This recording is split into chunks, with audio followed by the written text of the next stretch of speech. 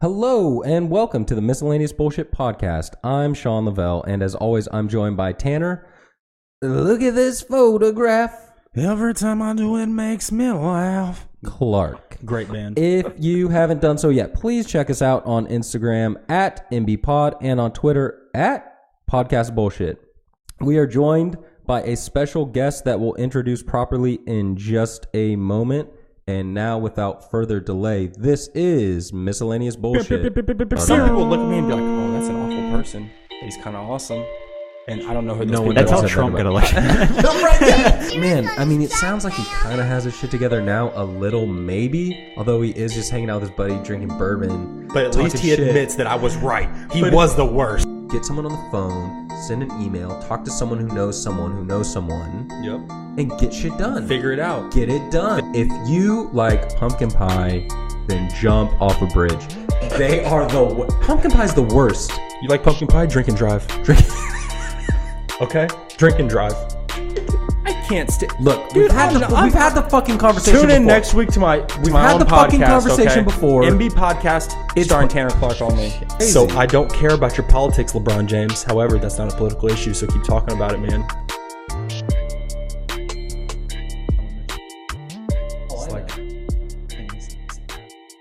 Oh, trust me, I I know. don't even want to say anything to this dude. Goodness. It was a little bit different. All right, here we are. Oh, are we on? Oh yeah, we're on. Oh, you didn't know? Oh, shit. If you don't know... All right, our miscellaneous cocktail this week. Did you try it Now yet? you know. No, I did not. He did. I'm curious. Yes. You tried it? Is Well, it you good? watched me Tell- make it. If you not say bad. no, I'm not Do you drinking know this what's? shit. Do you know what's Try in it it? out. Try it Do you out. know what's in it? Yeah, I know what's in it. An do? orange. Mm-hmm. And some clear Try it. some clear liquid. Try it. Carbonated liquid. Try it. What do you think the spirit is in there? The spirit inside the drink. Yeah. We talking ghosts? Yeah. Bourbon. It is bourbon. Boom. It is bourbon. I knew it because I wouldn't have guessed that, and you asked me. Yeah, that's fair. Context clues. There it Come is. on, I think they call that foreshadowing. I can read people so well. All right, we're calling it the fizzy whiskey. Whoa. Calling it the fizzy whiskey. Fizzy whiskey. So it That is. sounds like something you get in the bathroom at a bar. A fizzy whiskey. It's 2 ounces of Buffalo Trace bourbon, an ounce of peach schnapps, half an ounce of lemon juice, fresh lemon juice, half an ounce of simple syrup, 2 dashes of Angostura bitters, and club soda, and then a twist of orange for garnish. So what does Angostura mean? I don't know. You say it every single week, it feels like, or every time you use a bitters, it's Angostura. Are you That's just- sponsored by them? No, it's Angostura. Are you making aromatic. money behind my back, dude? No.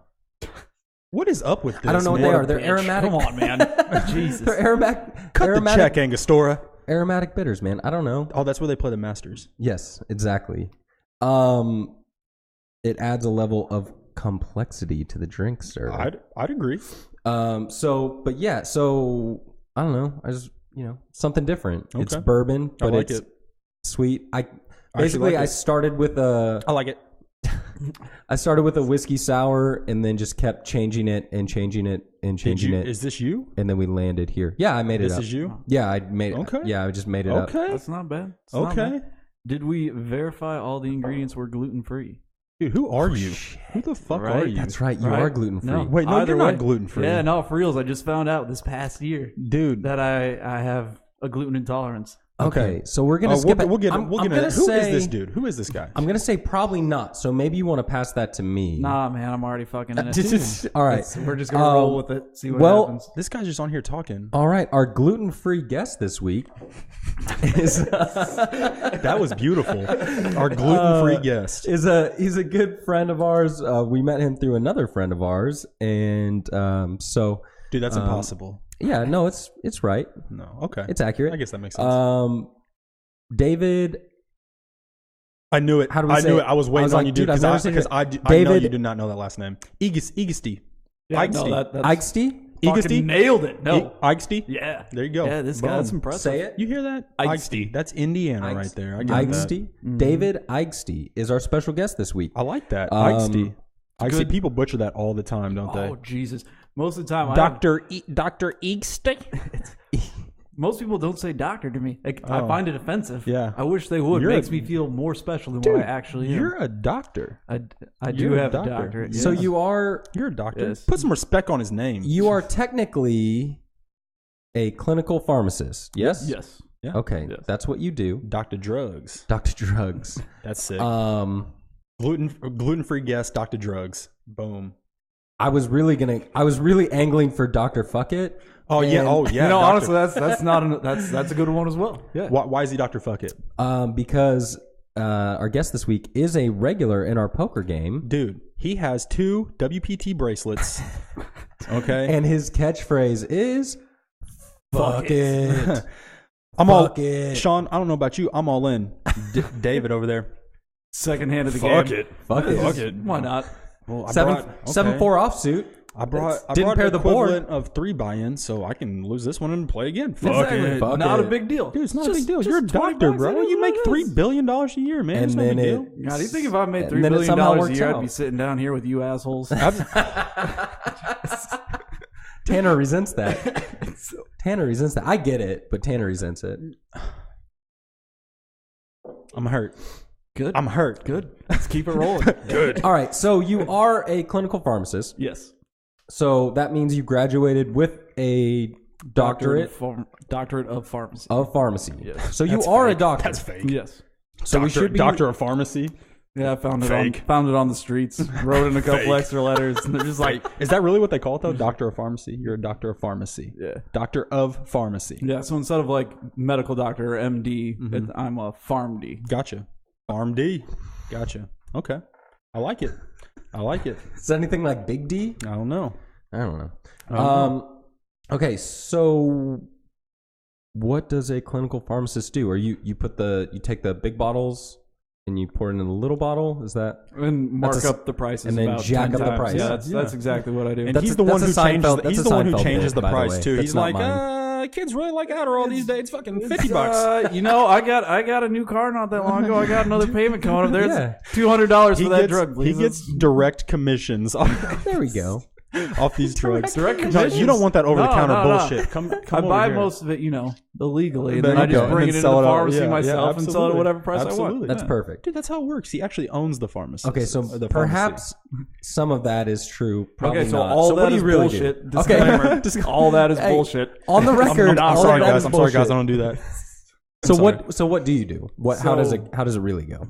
What happens is a doctor or nurse will put in an order based on whatever the doctor wants for the patient in Yeah. any given disease state. Yep. Let's say that Tanner over here is acting like a crazy asshole Typically. and Sounds needs, right. needs some Geodon to calm down. He was diagnosed bipolar last week. Dude, I don't want to took talk that about long? that right Shit. now, dude. It's a touchy subject. It's a touchy subject. You're gonna prescribe me what? Don't you worry about it, bro. I got your back. He's got you covered. Don't He worry. called me bruv, yeah, like that's how he an rolls. Englishman. Mm-hmm. I like it. That's what I he like does. it. Okay, but you said Geodome? Geodon. Geodon. That sounds It's nice. Suprazidone. It's an antipsychotic. It's very Okay. common to use. Okay. Um, Okay. So someone's so prescribes that. someone's prescribed it, Okay. and then the order comes across on the computer, and I go through and I make sure it isn't interacting with any other medications you're taking, any disease states you have, and whether or not there's anything that comes to mind that would be better for Yeah. your So situation. wait. You're like a safety net there. Yes, that's, Like, so someone could be like prescribed something seriously crazy, and then they get prescribed something else seriously crazy, and if they don't mix, you have to call that out. that's exactly what I do. But if you don't, Good catch, Tanner. Yeah. are you in trouble? Like, if you don't, are you in trouble? Yeah, no, I'm liable for Okay, okay. anything that I approve. Yeah. Comes back on my license clinically, and I've got So like, malpractice. so you get like insurance what, and- like 30 strikes? Like you can like kill like how many people?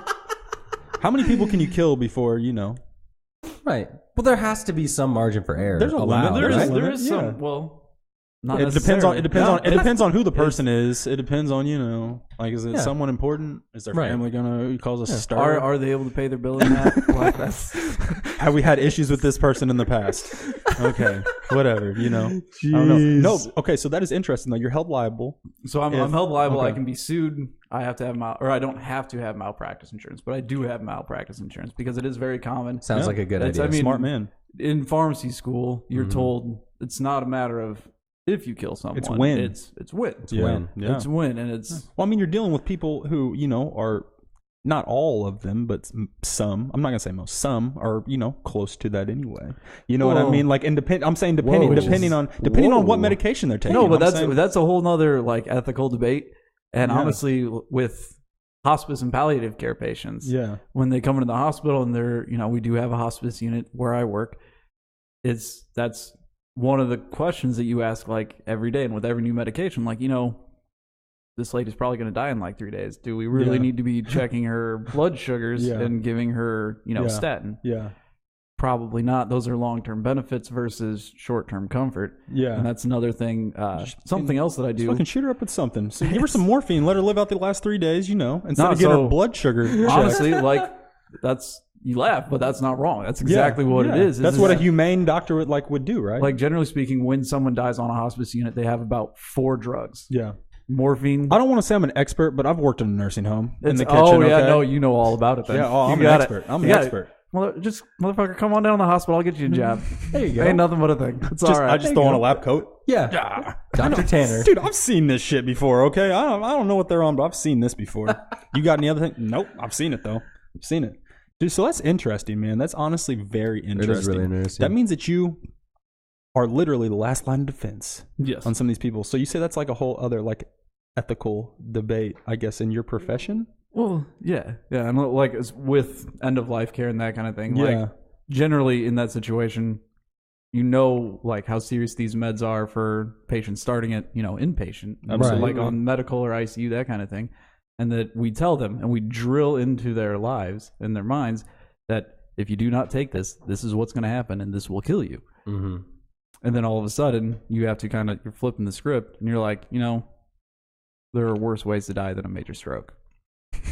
It's like if you could be burned alive, all this stuff. You just start laying out those answers for them. Exactly. Like, think about drowning. You really think this is that bad? You never tell them to like stop taking the medication. You just give them the option. And you think like we think you'd be more comfortable if we weren't doing this, 4 times a day or even once daily. So no, I got you. Absolutely, man. And like I mean, I was joking about being an expert in stuff, but honestly, though, you see these people in the nursing home. I worked in the kitchen. I didn't do anything like that, but you interact with these people and you see them, and I mean, like, dude, these people are in pain, man. Some of these people are just laying there and they have no real quality of life is to each his own. You know what I mean? What I would consider a good quality of life. Right.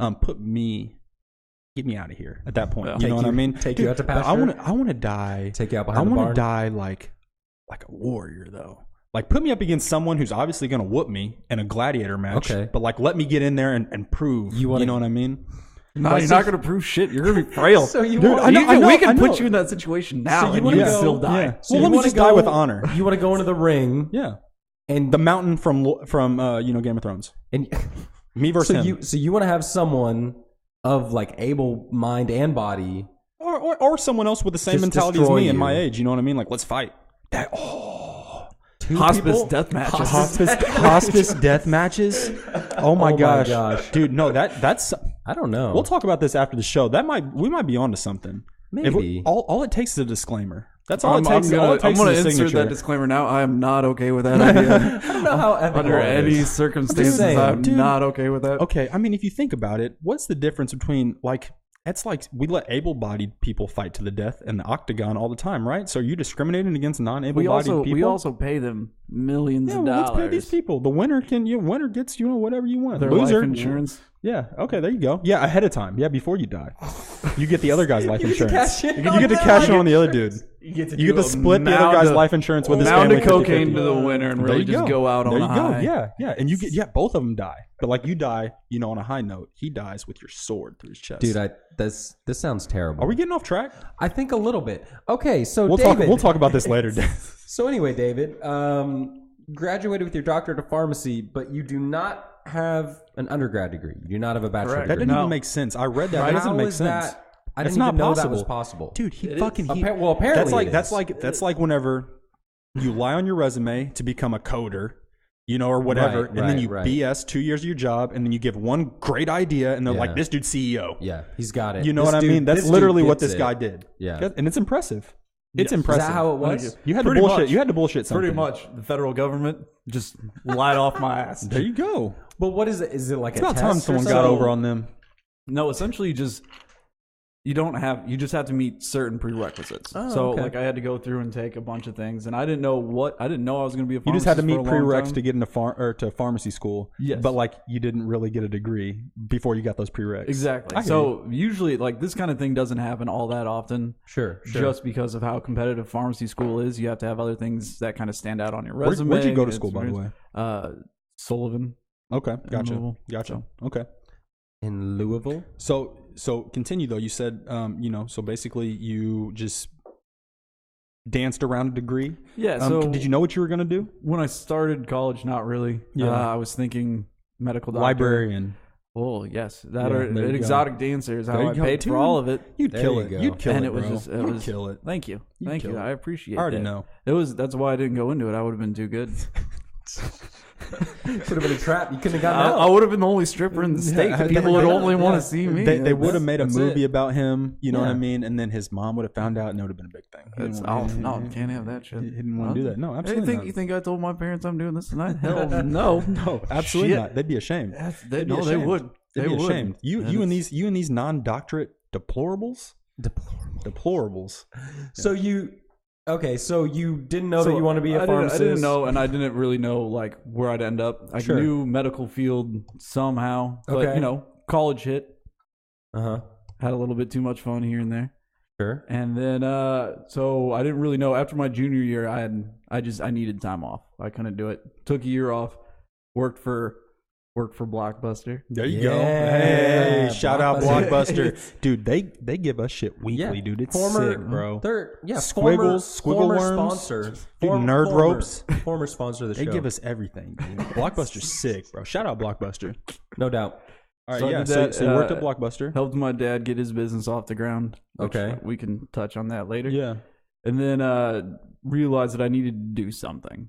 Sure. Like I couldn't do that kind of work. Believe it or not, Blockbuster did not pan out for me. Didn't see it coming. Are you kidding me? That's crazy. Dude, you had to have worked there at a certain point where only 12 other people did. You had a chance to be CEO and you fucked up. You could have. It's your fault. I know. Pure odds. It's your fault. Pure odds. Are you mad at us? Are you mad at yourself? God, I'm mad at the world, man. I'm mad at the world. Fuck that place. Dude, I love Blockbuster. I knew everyone that worked at my Blockbuster. Dude, no, I mean there was just like a thing though, like about going to a movie store, period. Yeah. About going to a movie store, period, that you lose nowadays. It was an event.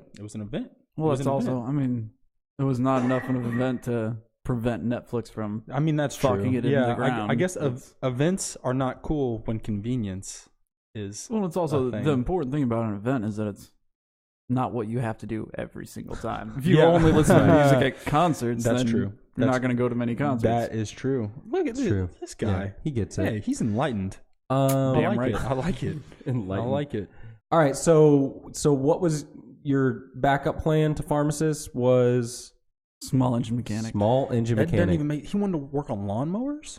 Yeah, man. So actually my first job, like right after I turned 16, was at a John Deere dealership. Okay, so small. So I was on track though. Yeah. Smaller engine. Okay. Yeah. No. Okay. See, hence small engine Yeah. mechanic. You were smaller. You were slinging tractors at 16. Yeah, man. Come on, Slanging tractors. So slanging Are you kidding me? tractors. like my dad was a That's mechanic, and he Slanging called me up. tractors. It was my first spring break that I had a license, and I was all pumped to hang out with friends and all that shit. You know, typical high school kid things. Yep. Traded in the car for a John Deere, man. He calls me at fucking 7:30 in the morning, the first Monday of break, and he's like, "David, get your ass out of bed. I got a job for you." What the fuck? Yeah. Kidding me? I mean, Come all on. right, like I can. And you're use still under money. his roof at this point. Exactly. So I wasn't gonna say it. no. I mean, You like gotta I do was it. driving Yeah. his truck that like I got and all Yeah. that. I was like, all right, you know, You don't have a choice. it is what it is. So I went and they had me like setting up lawnmowers and tractors and all kinds of shit for the spring and worked there throughout high school. So then on my off year, when I was helping my dad build up his business, he had left the John Deere dealership and branched out, and he was like servicing lawnmowers and performing maintenance at people's houses. Yeah. And he had way too many customers for just him to handle. So then I would tag along in the truck, work on it. Great gig, other than, you know, in the winter when it's fucking 5 degrees outside and you got a foot of snow. Start. And Yeah. Yep. Right. Absolutely. Yep. So No. Okay. So you strayed from that. I strayed from that because Does winters. your dad still do that? He does. Okay. He does. He's very Well, successful. it's a backup plan for you. I mean, honestly, whenever you kill a couple, whenever you get a couple bodies, you know what I mean? You got to fall back. You lose your license. You know, like how good are you at that? Like how far did you go down that road? Bird box, blindfolded, bird box style. Bird box style. Your bird box level? He's bird box level mechanic. Are you kidding me? Yeah, that's a lie. Come on, dude. Like, I'm okay, and I can get by, and I know tractors and lawnmowers a lot better than I do cars. Mm-hmm. But I can do most of my own repair work as long as I have the tools. On your vehicle? Yeah. Okay. So I'm decent. I'm far better than just, having the tools to do that kind of work is tough, right? Dude, you have no idea how good I am with engines, okay? Man, the other day, you're wearing a pink flat bill hat right now. You cannot tell me you are any good at working on it. Yeah, that's a good point. Okay, but to be fair, if we looked at you, we wouldn't think the same either. You're dressed in scrubs. You're dressed in scrubs. Yeah, I'm dressed in scrubs. I sell drugs for a living. We're gonna go outside. We've always said and we're gonna build cars. Me versus you. We're gonna go to the scrapyard. We're gonna get enough stuff together. We're gonna build a car. You go ahead and do that. I think I changed the headlight on my car the other day. Look out for homeboy over here. He's ready to go. He's ready to go. So this is what happened. So let me go into the story real quick because it's actually hilarious. So check this out. Yeah. I left work with like 20 minutes left in the day. Like work was done. I was actually last Thursday before I came over here. I don't know why I didn't bring it up last week. It's hilarious. Come over here, drink a little bit, and then I got to cross the bridge. So like, I didn't want to go with I'm not driving with a bad headlight. You know what I mean? Yeah. Like whatever. Asking for it. Yeah, absolutely. So, go to AutoZone really quick. And I've changed headlights on my car like all the time. Like I have a Jeep Liberty. That doesn't mean anything. You guys probably have not had a Jeep Liberty where you have changed. It's different. I mean, every car's different. Sure. So there was a lot more involved with this than I thought. Like, I don't mean like it was a whole thing, but it was like a thing. Like, you know what I mean? Like it took me longer than I thought. I didn't just have to pop the headlight out. So I pull up at the back of work. I got a couple guys loading up the truck. Yeah. It's after work. Like they're done now. They close the truck up. I pull up and they see me. Like I just start to change my headlight. And I mean, like I'm not a dummy. I did this for a reason. You know what I mean? I got help now. Yeah. Like, I didn't ask. I don't have to. You don't have to. You got friends. They're my friends. You know what I mean? They're like, hey, sure, yeah, let's help. Yeah, friends, but you're their boss, so you're just, taking advantage of them. I get it. No, I know. It's so easy. Been there. It's so easy. You've been there. You've been there. It's so easy. Honestly, I respect you a little bit more now. Yeah, see, there you go, man. There you go. So this is where it gets really good. This is where only one of my headlights was out. Pull up, turn the car off. I start doing the thing. They come over. I go to the wrong headlight. So these guys changed my headlight. It ends up turning out to me, just like kind of watching and like talking while like they do this. They change the headlight, turn my car back on, and only one headlight works. And I'm like, fuck. And this is what happens. This is what I do, right? I wasn't sure at the time, but now I know what I did. I told them the wrong headlight. At the time, I was not necessarily sure. You know what I mean? Like I was like, hold on, what happened? And so I thought maybe the other one was just bad. I was like, okay, so just like, let's change that one now. You know what I mean? Yeah. Put it back in and it worked. And then like it clicked on the way home later. I was like, oh, damn. Like I definitely just told them the wrong headlight. Did you tell them that you did that? No, absolutely not. Absolutely not. You're such a prick. You're the worst. It was a good time. You're the worst. It was a good time. We bonded. That's why when people go into surgery, I'm safe, aren't I? Sharpie that shit. Like if if you're working on like someone's left leg, they'll mark it. That makes sense because that's happened, right? And that's on a real and thing. On the other, like they'll mark up both legs, but on the leg that's like not getting operated on, they'll write "Do not cut this fucking leg." Yeah, like do not cut. Like big letters. Yeah, I'll have drawings all up and down it. Because I mean, because that's happened. Yeah, you go in there for your tonsils to get removed, and they cut your nuts off.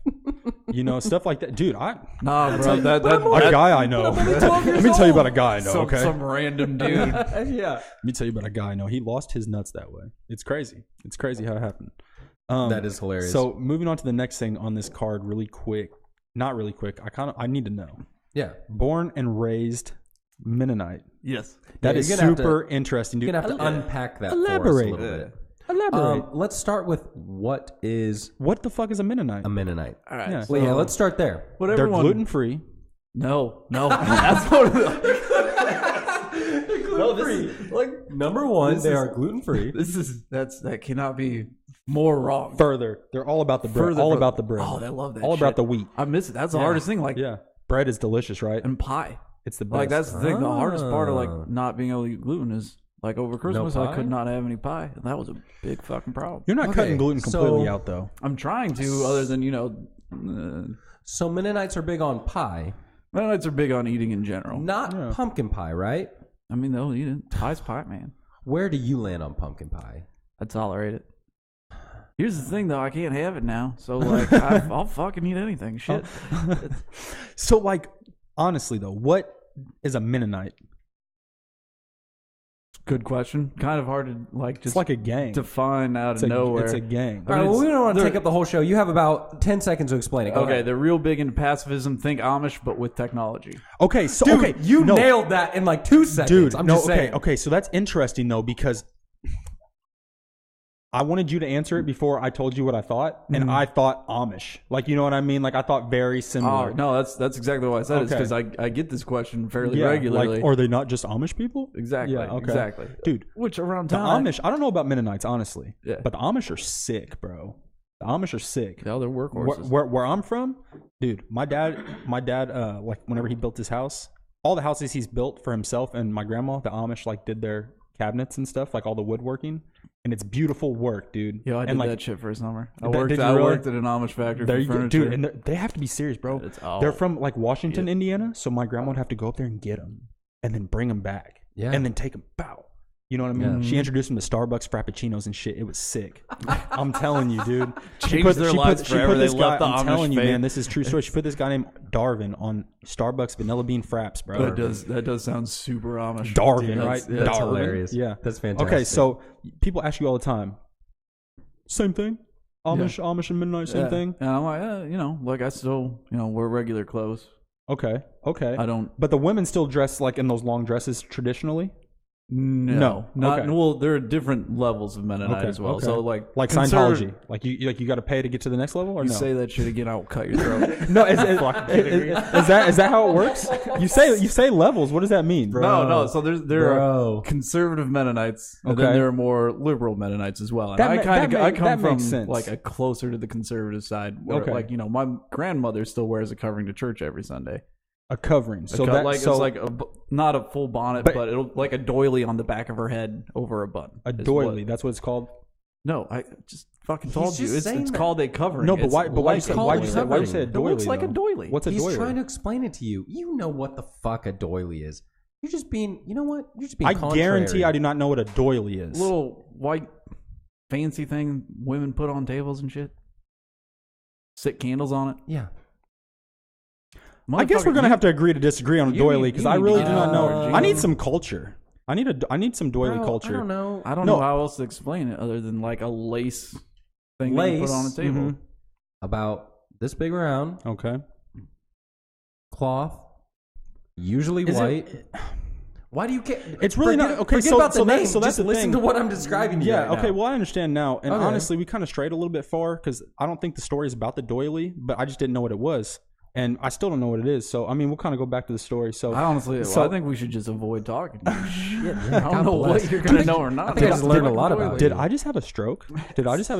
No. So, okay. So there's different levels. You say some are more conservative and they dress in traditional garb. It's like they have long jean skirts and plain tops and coverings. AKA head doilies. And then as far as like the technology aspect, that's kind of what I'm like. You just live normal life. Like I had a regular car. Mm-hmm. Some Mennonites, they'll have cars as well, but then they'll like black out the bumpers, so there's no chrome on their vehicles at all because it's too flashy. Okay.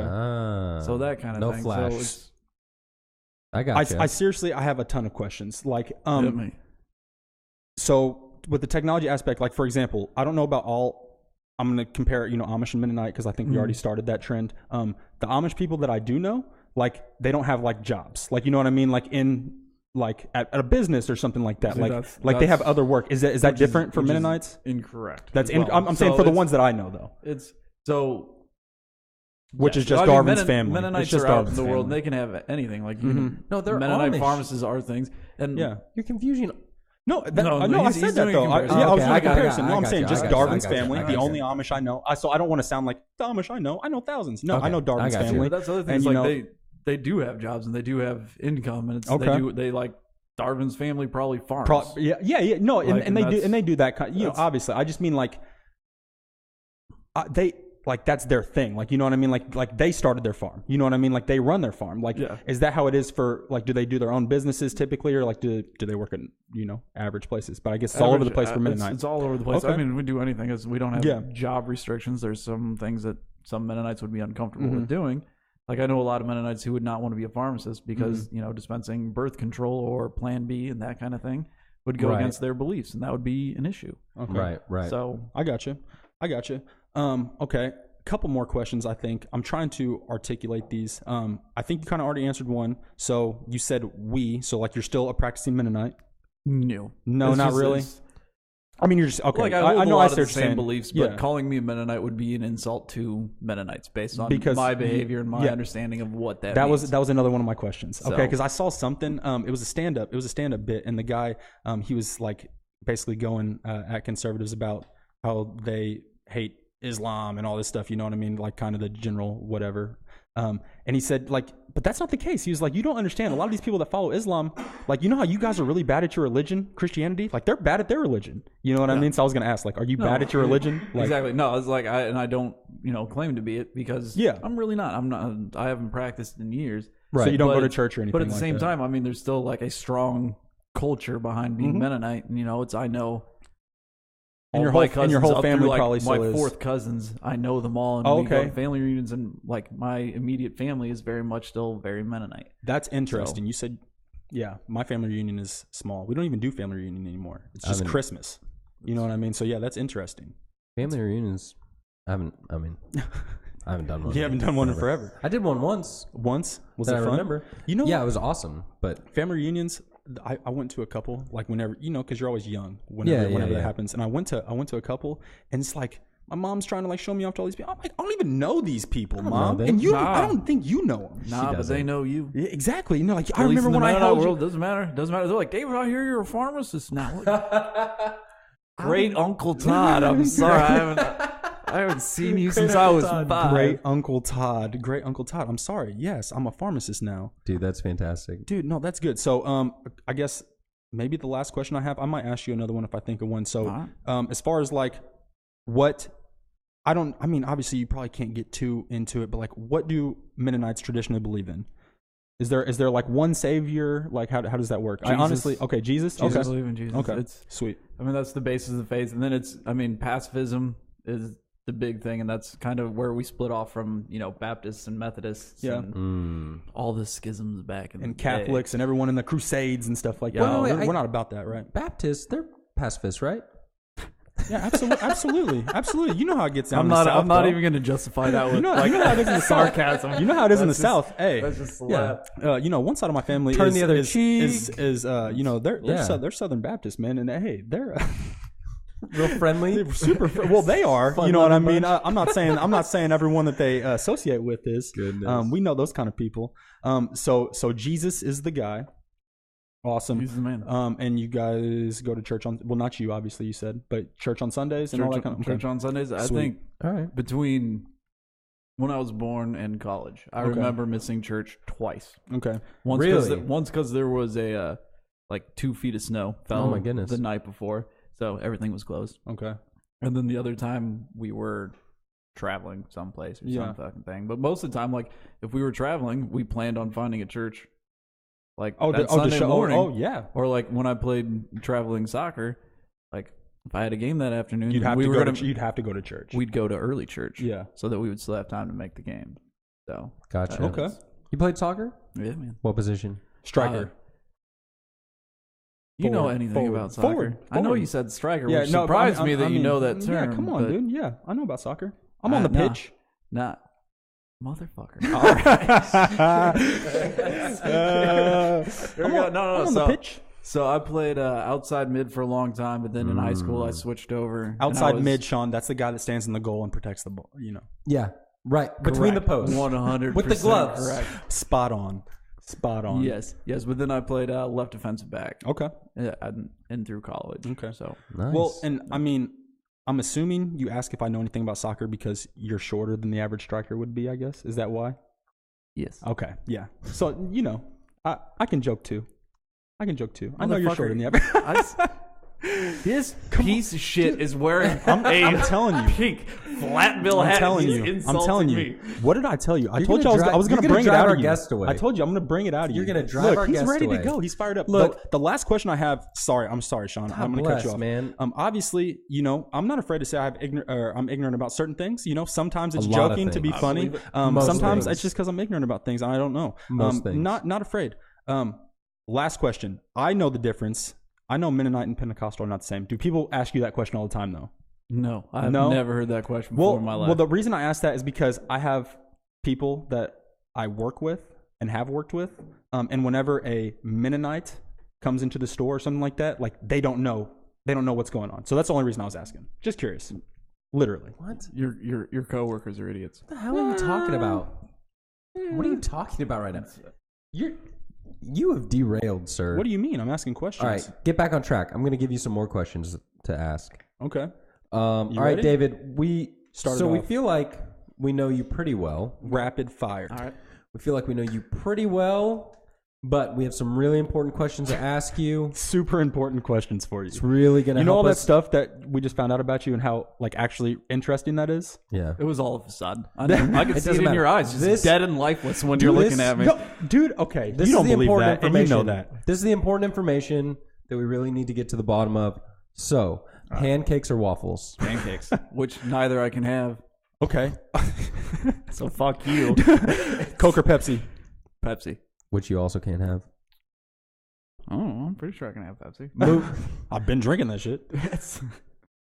Here's to Pepsi. I like that. Movies or shows? Movies. Mac or PC?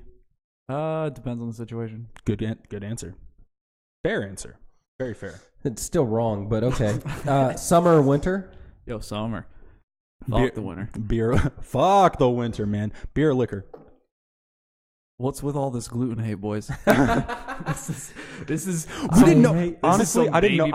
I didn't know about this before I wrote these questions. Honestly, I forgot about the gluten-free thing before we wrote the questions. That's very hurtful. This is a major part of my life. I thought we were friends. I thought we were friends, Sean. I'll try. All right, so but even before this all came up, liquor.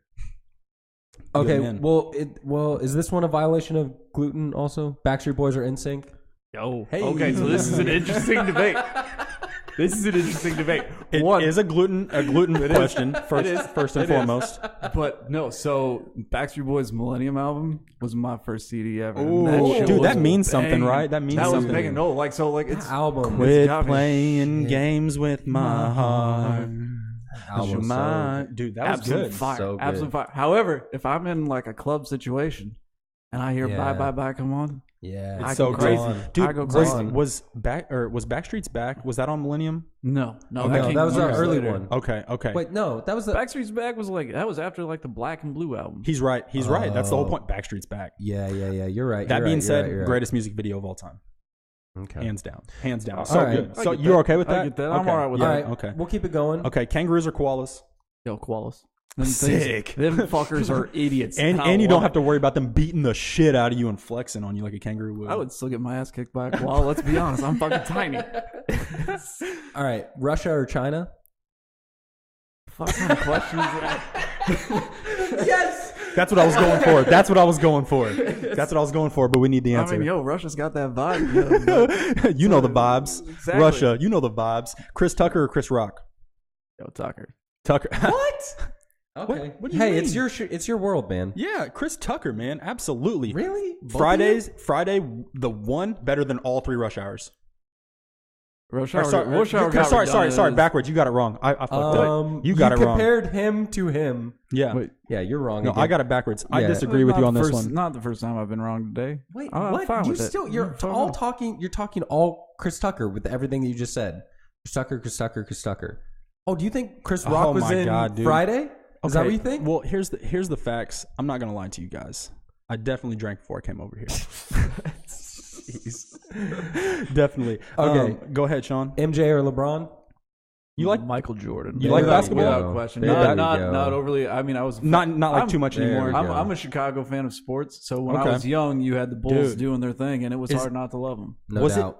I'm sorry. Before we go on, was it not? It was hard not to love them, like you said, man. It was hard not to watch that guy honestly, and that literally was the thing. fall Like, in you love just with loved what he him. was doing. If nothing else, they were one of the greatest overall teams to play the game, and Yep. I don't like LeBron has not had that. I mean, even when it was on the Heat, they were struggling left and right. Yep. Yeah, absolutely. You know what the crazy thing about Michael Jordan is? Like, typically when someone is that cocky and like knows they're that good and like is open about it, you like hate them or like the public hates them. But like you couldn't do that. He backed it up though. You know what I mean? It wasn't just arrogance. And honestly, it's not exactly like. And at a certain point, you can be okay. Like it's okay to say you're the best. Yeah, because you're the best. Because you're the best. All right. So blondes or brunettes? Brunettes. Word. Yep. Hardwood floor or carpet? This is about the blondes and brunettes. Oh shit, dude! This guy is killing it, man. Hardwood. All day. Tom Petty or Nickelback? Why is that even comparable? A question? No, not comparable. No, it's like Nickelback. apples and dog shit. I know, it's just, dude. I know. Nickelback. All right, so go ahead, Sean. Marvel or DC? Comic books or movies? Comic books. Yeah. DC. Yes. Okay. Movies. Marvel. No Okay, shit. Fair. I mean, we'll look at the options. Yeah. I mean, but Batman series is great. The He's Christopher talking about Nolan. the Christopher Animated? Nolans. All right. Okay. He's Christopher talking about Nolan's though. Christopher Nolan's, yeah. Okay. Mike Pence or Mitch McConnell? I'm gonna fucking walk away from I came here for a serious conversation. I am on fire tonight, folks. I am on fire. I have made David mad at least 8 times so far, okay? And he is killing it too. All right. Let's go. Polo or He didn't answer. Ebola? Polio. Oh, so did you like the not t-shirt polo or the horse gang? That's an easy one. Or Ebola? No, like Marco Polo. Marco Polo Look, or I just read it. I just read it wrong, and I've already had a couple drinks. Would you polio or Ebola? Polio or Ebola? An interesting question. You're a pharmacist, like you probably know like the side of or like what each disease would kind of cause. I'm also right? gonna give the precursor the fact that I'm a white upper middle class American, so Ebola I'll be treated like a week. Okay, gotcha. Yeah. Oh, okay, that's go. fair. That's fair. Fair enough. And then probably the most important one: Parks and Rec or The Office. Oh, That's tough, right? that is. Which one did you? Before you answer, which one did you watch first? The Office. Okay. The Office. Office. I watched Parks first. So I did not watch The Office Such until an anomaly like for that. like as an like- overall arcing storyline with character growth and that kind of thing, The Office. fair. Interesting. Parks and Rec, however, was entertaining. I had a good time. Super good. Enjoyed the characters. Yeah. I still love watching the show. There wasn't the growth and that scene when Michael pops up and he's Dwight's like Yeah. Grisman like Bestest I cried- Mensch, man, so good. Bestest Mensch. so good. I cried a little It's bit. amazing. I'm not above mentioning it. I cried during The Office multiple times. Like Multiple I swear to God, like I would look the scariest man in the face. And he's like, Yeah. "Are you a bitch?" And I'd say, "Yeah, Yeah. I cried multiple times. Definitely. Multiple. Whenever I get it. whenever Jim gives his spiel to Pam and she says, "No, I'm gonna marry Roy still," and he walks out and then walks back in, he's like, "Kiss." Nah, man, I Or was whatever. so angry. You know what I mean? The first time that it got me, but now I can't. It was when her father was like Yeah. going through a divorce. Oh yeah, and yeah. she came back and she was crying and she was telling the story. Yeah. He's like, never felt that way about her the way that you feel about me. And I was like, motherfucker, Dude. you got me. Well done, Dude, Show I just got chills, pulls at man. the- I just pulls got at the chills. It heartstrings. really does. So what's your answer, man? He said The Office. Did he say The Office? I'm gonna Okay, say okay. He said The just Office. because character growth. Okay, that's He said cool. The Office. Yeah, You're that's The cool. Office. You're The Office. Yeah. I think I'm Parks and Rec. We've talked about this before. Yeah, I'm pretty sure I'm Parks and and Rec. that's fair. And I think my argument was it typically depends on what you watch first. I mean, obviously this is different than my thing, my theory. But like I watched Parks first and I loved it, right? Like I was like, this is the greatest show ever. Because also, I mean, you live here, I guess, right? Yeah. So like it's like Indiana. So like it's hilarious to me. Right. And so I really loved it. And then I saw The Office and I was like, next level. Level. Plus, I'd already seen. It's not like I watched Parks and Rec once and saw The Office. It's like I watched Parks and Rec fucking 50 million times, Right. and then I watched The Office, and now I've seen them both 3 billion times. I've seen them both a lot, and I started with The Office. I watched The Office for years before I touched Parks and Rec. But I don't know, something about Parks and Rec, man, just gets me. The thing about Just gets me. the thing that Parks and Rec does not have is Michael Scott. Well, yeah. Like they have Ron Swanson, they have all these great characters. Ron They have John Swanson's Ralphio, fantastic. you know what I mean? They have Tom, No. all that stuff. And Andy. I just think Parks and the big difference for me was, The Office. Shit. The Office was a show, and I don't get me wrong, I don't want to hear a bunch of bullshit. I love The Office. But The Office to me, ultimately it was a cast of unlikable characters, and like you liked watching them, but you didn't like them. They made them unlikable intentionally. Mm-hmm. Like you didn't like them. Yeah, that's except fair. for Jim and Pam. That's the only ones. Yeah. And then just moments for everyone else. Parks and Rec started with a group of unlikable characters, and then they made you fall in love with all of them. Yeah. It was at the end of Parks and Rec, you do love everyone. I'll just be honest. Parks and Rec is like wish fulfillment. Like literally, it's if you actually look at the story of every character on that show, it's just like fantasy. They all start in like this terrible place, and every one of them ends up in the most amazing situation. Which I don't know if you know Southern Indiana, but that's not what happened. Fuck off, guy. Yeah, no, I know. Yeah, we crush it. We crush it across the river. Okay. No, Indiana is terrible. Absolutely, no question about it. Dude, it's honestly the worst. You guys suck. So it's bad, the worst man. place I've ever been, and I have to go there almost every day. Man, everything I've said, man, I'm joking. Okay, you like Indiana? You go over there. You visit, man. Indiana's terrible. You visit. Nah. Look, man, everyone knows. Fuck you, bro. It's over. It's over, bro. Everyone knows Indiana's worst. It's over. And, all right, anyway. All right, he said, I'm not speaking to you for the rest of the show. Talking to Sean. So, David, now we know you a little bit better. Yeah, absolutely. And that is very good. So, real quick, a word from our sponsors. Got to do that. Keep it fresh, get paid. As we always do. Get paid. So, this episode of Miscellaneous Bullshit is brought to you by DirecTV. DirecTV, definitely not the best, but oftentimes your only option. Unfortunately. For years, DirecTV has been providing average to below average service to those without a better alternative. And now is your chance to get in on the action. DirecTV has a sweet deal for all new subscribers. 6 months of free TV and internet, no install fees. Mind you, that includes all premium channels and up to 4 DVR boxes. Just head over to directtv.com and use the promo code BULLSHIT at sign up to take advantage of this amazing offer. We are obligated to tell you that in order to get this offer, you will have to sign an ironclad 5-year contract with variable service rates that have a tendency to double year over year. DirecTV, home of the lost signal. Dude, you're hating on that satellite, man. So you ever worried about getting sued over that shit? No one's listening to this. No one's listening yet. So we've kind of like talked about this. Like there's certain things like we're gonna play this video in a minute. Like we can do that now because like 20 people watch. But at a certain point, I guarantee you never get a decent following. Which based off the content tonight, it's not ever gonna fucking happen. they're come back and bite you in the ass 5 years. I've been looking. That's true. That's true too. You never know. Don't put it on Twitter. You should be fine. That's true. No, I read there's something about. No, because I did read about it. There's something where like satire is like kind of has a gray loophole. area. Yeah, there's a gray area for satire. Okay. Seriously. Okay. I read about it. You want to go ahead and define satire for me? Yeah. I don't know. I think he's saying you got to be funny, nerd. I'm saying it's hard to define satire. That was me roasting you. I think. I'm sorry. There we go again. No, I like it. Before DirecTV sucks. Have you ever had DirecTV? Just throw them back to that shit. Have you ever had DirecTV? Yeah, I have. Once. Well, once. here's the thing. We were growing up where I grew up. We Okay, didn't have yeah. a lot of options for entertainment. So you grew up in like the country. Yo, I was surrounded by Amish people. Okay, here in Kentucky somewhere. No, nowhere near here. Okay, but I was surrounded by them. So like, we finally got like a satellite when I was a sophomore in high school. Back in like 2006 was when we got it. My parents were not physically able to get any kind of high-speed internet right until 2009. That's crazy. And then it was still satellite high-speed internet. It was like the AT&T like Wi-Fi hotspot where you're still limited to like 2 gigs a month. Yeah, that's still what they have because they can't get anything else. Right, right. Oh man, that's rough, man. So like I was very much pigeonholed. Yeah, to what you could do with the technology and stuff. My mom, she lives out in the country too, and like that's how whenever she married my stepdad, that's how they started. He is as country and conservative as they come. You know what I mean? Like, right. Put it in your head. Yeah. Okay. So they live in the middle of nowhere, and I lived with them for a short stint.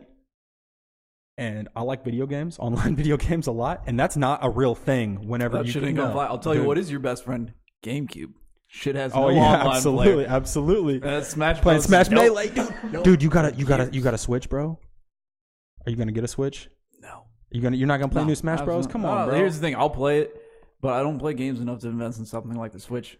I hear you there. I'd like PS4. I hear you there. But the That's Switch, fair. probably not. That's fair. So, I mean, full disclosure. You see that bag behind me that I brought this laptop in? There's a Nintendo Switch in there with Smash Bros loaded. And if what you're the ready fuck to am I go, doing what are you talking to doing? you What for? were we playing? Shit. Smash. Let's He don't close play this games. Let's get this motherfucker nerd down. out of here. I don't play games. I win championships, bitch. Get out of This here. guy's bringing it. I like Get it. outta here. I like it. I Oh like my it, man. goodness. I like it. Sean, go ahead and cue me up, man. God bless. Cue that shit up for me. So, Okay. Yeah. I got talk you. sometimes about music. You listen to a lot of music? What's your genre? I'm all over the place. That's man. good. That's a good way to be. As long as it's not country music, I'll listen to it. Amen to that. Hallelujah. This right here is Marshmello and Roddy Ricch, who is a rapper, and then Marshmello, who does EDM, whatever you want to Your call that. favorite with the heads. When yeah. they have the heads. You know what I mean? So Favorite. EDM, I'm not the biggest fan of. Are you a That's fan on of EDM? record that you're not. Not currently, because mainly, I'm sober and not rolling on. Oh, ecstasy. yeah. So like, what can you really do that's with true. EDM? if that's Exactly, not- exactly. And that's the thing. Like, I think the people that truly love EDM music, it's because of the experience. You know what I mean? Like, without that, I don't understand the music. I'm not saying it doesn't have value. I don't understand it. However, whenever someone, like, they collaborate with someone and they do put lyrics over it, that's when I can kind of get with it. You know what I mean? Examples from the past, A$AP Rocky had a song with like Skrillex called like Wild for the Night, like that was really good. What about that one off Suicide Squad, Rick Ross and Skrillex, Purple Lamborghini or whatever? Like, I'm okay with that. Shit. Corn and Skrillex. Corn and Skrillex. Really? You never heard this? No, shit? no, This is back from like 2010. Okay. Corn did several songs with Skrillex. Yeah. Interesting. And That'd be good. it was controversial. Controversial to say It the was least. Like so, if you weren't a huge fan of Corn, then it was great. Oh yeah, okay, But if like yeah. you actually enjoy Corn Yeah. or metal, Yeah. it was not yeah, so 'cause great. it's- Well, it changes the genre. Was it like super new drastically. metal? Like, did they go like new metal with it, or like really. something completely different? I mean, they tried to maintain their own kind of like sound, but it was still like heavily influenced by Skrillex. I mean, Okay. pull that shit up. And I mean, it's kind of hard to not be influenced by the music. You know what I mean? Yeah, I absolutely. mean, that's exactly what that kind of music is for, is to influence things. Yeah, absolutely. This dude's standing on a roof. He's standing on a roof, dude. The song's called he Project doing? Dreams, bro. He grew up Why in the is he projects. standing- Why are you so judgmental, Sean? Okay. Bro, if you're in the project standing on the Before he- roof, before it he doesn't start- look like before that. he That's starts not the song- project. okay, That's what I'm saying. That car In is Southern, worth more in than Southern the house. California, that neighborhood, those houses are like $1 million in Southern California. that's true. That's not the project, but in bro. Compton, That's not the those project. houses are still worth $300,000. Like, it doesn't matter. It doesn't matter. That's not It doesn't true. matter. You can't get in there. That's not true. Could I move to Compton? No one wants to move to Compton. You were born there and then you stay there. And you don't- stay there. It's like, hey, you know what? I want to go hang out. Challenge in accepted. Compton. Challenge accepted. Real estate in Compton's still through the roof. Can you Airbnb down there? I'm certain you can. You want to do it? That would be an experience. Let's do it. No, I don't want to do it. No, you guys joke all you want. I'm not being satirical about that. Hell no. Don't worry. For an extra $10 a night, we can put the burglar bars on the window. All right. Extra 10. So you're a big It's fan cheap. of that song. I love it. I love it. I mean, you like EDM music though, I don't like. Yeah, like don't say it. dude. Like don't you're a say big, it like you- that. No, you like trance music. No, man. I like what you're saying. I like when they collaborate with someone. Yeah. And put it into I need hip-hop or words, man. pop or I something. need words. I Yeah, love yeah. the actual beat and the music, but I need words. Yeah, I need words. I don't give a shit about the words. I'll be real with that. I don't care. I don't care. But you still need them. I need them. Yeah, I need to hear them. Well, mostly I need to hear them. But I don't care what they say. I honestly don't care. My wife is the opposite. Yeah. If the lyrics are stupid, she's not into it. She doesn't care. She's like, Yeah. and I'll be like, I love this song. That's And she's because like, your "But wife knows the 10 crack commandments. She knows every single crack commandment there is. Crack commandment? 10 crack commandments by Biggie Smalls. Oh, okay. Your wife knows that song word for word. Oh, yeah. She knows the 10 crack commandments. Of course and she that does. is sick. And it's because she sells that shit daily on the corner. Where do you think I get my supply from for the hospital? Shout out Cheyenne for that crack supply, girl. So something else, man, that's going on. I don't know. I mean, I know Sean doesn't. I don't know. You're a big sports guy at all? Sorry. To an extent. To an extent. I enjoy watching sports more than anything. I am, unfortunately, as sad as it is to say, a big Bears fan. Okay. Dude, that sucks, man. Shit. Like, honestly, that's rough, dude. That is rough. Really? That is rough. I'm a Falcons fan, so we went to the Super Bowl and choked. You know what I mean? I get it, dude. Like, I get it. Well, that's the thing. Like, we did that a few years back too. So, like, absolutely, like, man. It's rough, dude. You always talk shit about me. Like, I don't get it. I was watching that game. I get it. Bro. You get it? I get it. I was watching. I was watching the game. Are you like a Patriots fan or some shit? No. I don't. He's just not a big sports guy. Typically, I'm not a sports guy. I don't give a shit. But which is weird. If the event's big, he can get into it. You know what I mean? Like every time I come over here, though, always sports talk. Yeah, there constantly can be. Well, and what's crazy is like what's crazy. He's competitive. You know what I mean? Like he's really competitive. But it's like, dude, I can do nerd stuff better than you. I don't know, whatever you do, Sean, I can make a drink better than you. All the stuff you like. It's not sports for you. But you're super competitive. And that's why it's kind of weird. Bro, I was an athlete. Okay, but I was an athlete. I bet while you were even playing soccer or whatever it was, you didn't watch sports. Yeah, of course I did. You're not a sports guy. You did it because you thought you had to. Always talking shit about You did it because you thought you had to. You did it. What sport did you play? Curling's not a sport. Soccer, right? I played soccer. All right. Yeah. I played soccer. And Sean was what? I don't know. Between the posts with the gloves. Striker. No. Easy striker. Striker for Coach. Sure. No, I was manager, whatever. Usually I played sweeper. Uh-huh. All right. Stopper sometimes. Usually sweeper. All right. That was my that is defense. Defense. That is defense. It's a defense. It's a defense. Honestly, I was terrible. at stopper. It didn't work for me. So middle defensive back, but the one who stands in front of the sweeper. Not my jam. Don't explain it to the people outside. Yeah, they don't know what it is. Then if you don't know, fuck them. Drink and drive. But so yes, back to sports.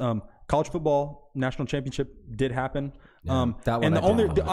I'm glad I didn't. I don't care about college football at all. The only thing I do care about is the fact that everyone, I think even if you don't watch college football, you know that Alabama's like the team. Like it's Alabama. And they got their ass stomped. Like, spanked, man. Destroyed. So, I don't know. That was like a highlight to my Monday night. I expect to see it posted on Pornhub here in the next couple days. Dude, it's not already on there. That's hilarious whenever they do that. Whenever they do that weird stuff. They did that on... Oh, my God. What was it? Oh, it was for the World Cup, right? Yeah. With Brazil.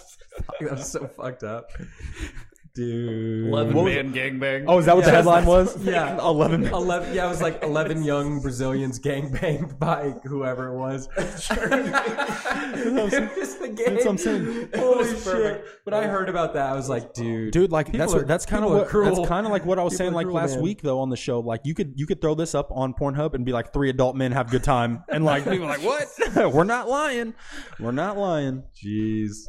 So also one other thing I kind of want to talk about upcoming. It was announced I think last Thursday.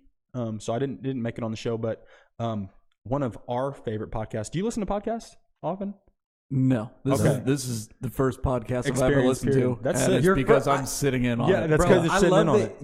Your first podcast experience is being on a podcast. That's pretty sick. That is sick. Well, I'm a pretty fucking awesome guy. Dude, it's not that surprising. It was only a matter of time. He just jumped right into it. Why puts you into like the top 1%?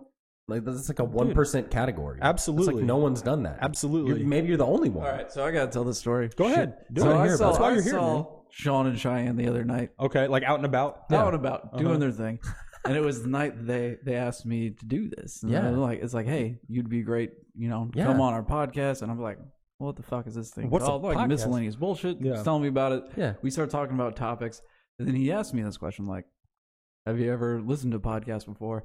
And I was like, nah, man, I got like. I just don't. Yeah. I just don't. And he turns to me. Dude, I got like shit to do, guy. Like, leave me alone. Dead face, no other context. He turns to me and says, yeah, well, you've got no drive, so. What? No, that's exactly. Wait, hold on, David. So you think I'm the asshole, and he said that to you in your face, non-jokingly? While we're having drinks together, and I'm joking with you, and that's the thing. You're a dick, Sean. So then, like immediately, like we're like, fuck you, man. Yeah. Cheyenne's like, Cheyenne probably looked at him in shock. Cheyenne looked at me with the craziest look. I guarantee it. Like, however, then he saved himself pretty quickly. He realized what happened. He's like, you don't really have a drive to work. I mean, I live like 4 minutes away from where I work. So he's like, I used the wrong word. The word I should have used, the word I meant was commute. But what he said was, David, you have no fucking drive, you piece of shit. You're like, Sean, I'm a fucking doctor, you nerd. What are you doing? What the fuck are you doing? How's that podcast with the 3 listeners? Boom, roasted. Yeah, Sean, your fucking podcast sucks, you piece of garbage. You fucking suck, Sean. Ha ha. Got him. Boom, roasted, David. I like it. Sean sucks. I meant commute, and I apologize profusely immediately. But yeah, I definitely said it. It played out exactly like that's that. so good. Like, because it made for a great, like, that's a great story. That's hilarious. Cheyenne's face was like, oh, it was perfect. Her eyes got huge, like, what? Like, she didn't know what to do because it was like to be honest, so mean. I was far enough into the night that, like, I didn't quite pick up on it. But then as soon, like, it was Cheyenne was, like, I mean, whenever she paid attention to it, and that's what, like, kind of snapped you back into it. What the fuck? I'm like, he did just say that shit, didn't he?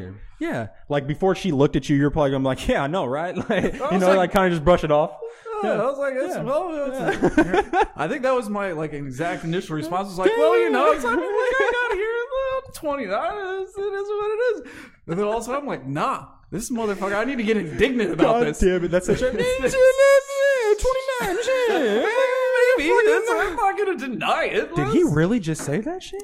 I didn't mean it, man. Oh my God, man. I didn't mean it. That I is said the wrong word. Hilarious, Sean. I just said the wrong word. Man, you're such There's a very big difference. I know there's a big difference. Words hurt, context. Man. I know. Context. That's the comma in the sentence, guy. Okay, that's huge. That's huge. So, you know, back to kind of what I was getting at, man. You know who Joe Rogan is, though, right? Yes. Okay, so he does a podcast that I love. Sean loves it. Like, it's really good. I love his stand-up. I think he's hilarious. But on top of that, like, I just think he is good at talk. Like, this sounds weird. He's good at talking about shit. Does that make sense? Like, yeah. I mean, he commentates for UFC. Like, he's just good at talking about shit. He has energy. And he has charisma. Incredibly wide knowledge interest and knowledge. And he literally spends hours every day talking to people like this on his podcast. Yeah. So, and he's been doing it for like 15 years. So 1,000+ episodes. Yeah. So you like Kanye West? Do you like Kanye West? The music. It used to be better. I know. I used to. Yeah. College Dropout is a top 3 album ever. I was obsessed. Yes, with that. See, you say that, but you've got Led Zeppelin 1. Zeppelin 2, hip hop album. Hip hop album. That's a lot of caveats to like get someone a fucking title. That's where that's like on the NFL ticker. You know, it's like this is the first game. You have Nickelback over the past 4 quarters in the past 20 years. You're just mad you don't have Tom Petty up there. Oh no. So are you a Kanye fan though? Like, do you like hip hop at all? I mean, I enjoy it when it comes up. I never find myself sitting down and listening searching for it or anything, unless we're talking about like Country Grammar by Nelly. Dude. Hot shit. It's not, but if I'm like, going down. Oh, like yeah, I'm much more of like, if I'm doing that kind of music, fucking NWA, Tupac. There you go. You're going hard with it. Yeah. I hear you. Late 90s, early 2000s. I got you. Well, no. Woke up like quick. Late 80s, early 90s. About noon, just dark that I should have been in coming soon. Yeah, you said NWA. Okay. Yeah. Okay. So that's cool. But everyone knows Kanye is like insane. Kanye. Who? Yeezus. Yay. Yeezus. What do you want to call him? Kanyeezy? Kanye West. Kanye West. You know him. So I'm Mennonite. Shut up. You fall back on that every time, bro. Shit, yeah, I can. I've been playing that shit for years. I must apologize. I do not know. I'm Mennonite. I'm innocent in the ways of men. I don't know. You realize you just killed this guy, right? So Kanye is going to go on the Joe Rogan podcast to like basically to talk about talk about all the controversy that's surrounding his name with like the MAGA hats and all that kind of stuff. It's going to be great, man. It's going to be great. I'm all for like this right here is what I love. Like, honestly, I would love this without the recording stuff. The reason the recording stuff's here is because I want to listen to this shit again. Yeah. You know, because I mean, like, we have playful banter, fun conversation. Right. This guy's going to say some insane shit. Oh, and it's going to be completely unedited. Well, that's why it's so great. That's why I was invited. Yeah, exactly. Because that's exactly what we wanted. That's what we wanted, dude. We've been hyping this episode up. We've been excited for you, man. We've been excited for you, and you're bringing it so far. Continue. I'm glad I'm living up to the standards, guys. There's no question about it. I know I'm the most satisfying thing you've had in a long time. Unfortunately. So I finally watched the 7-5. What the fuck is that? You're the one I forgot. It's about okay. You watched it. I've never heard of this. I finally watched it. It was on Netflix. Is that where you watched it? Okay. Yeah. It's a documentary on Netflix about the most insane shit I've ever seen. It was police. Capos. It was a cop, New York City, in 75th precinct. Yes. Who is just, dude, it's insane. Seriously, if you haven't seen it, go watch it because it is seriously insane. So I mean, it's on Netflix right now. Basically, it's all about crooked cops.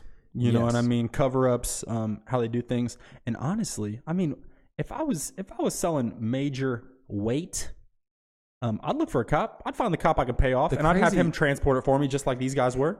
The crazy thing makes sense. So the funny thing, pulls over a so cop? insane.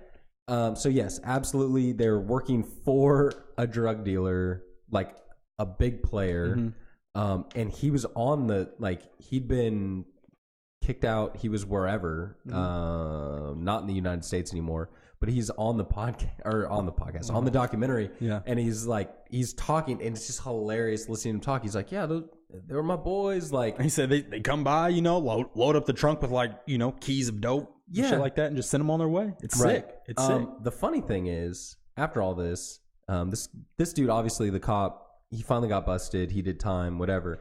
He's out.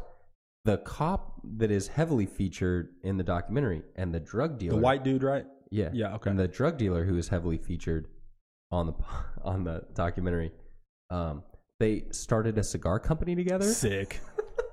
I mean, what better way? You know what I mean?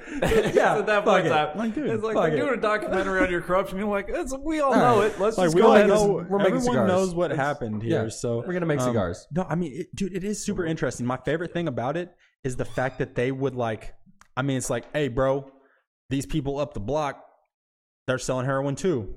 All right, we'll go bust them. Yes. That's crazy. They're like, oh yeah, we'll go take them out. Yeah. Where are they at? Find out where they're at. We'll go take them out. And they bust these guys, and they continue to do business with the other guys. And it's insane. And they got a tip, or they figured out that their precinct was getting ready to bust their drug dealer, and tipped them off, and they were able to shut everything down, clear it out, and then it's the text pops up on the screen, and it's Michael Dowd, by issuing this tip, saved him $500 million or $500,000 in cash and blah blah blah, from that one thing. It's insane. It's not that long. It's only an hour and a half, but yeah, check it out. It's definitely worth watching. I'm sure you have Netflix, right? Yes. Absolutely. Everyone else does. You have access to Netflix. Absolutely. Everyone does. Absolutely. Do you guys remember Orbit Soda? I've never heard of that. You mean like Orbit's gum? How old are you?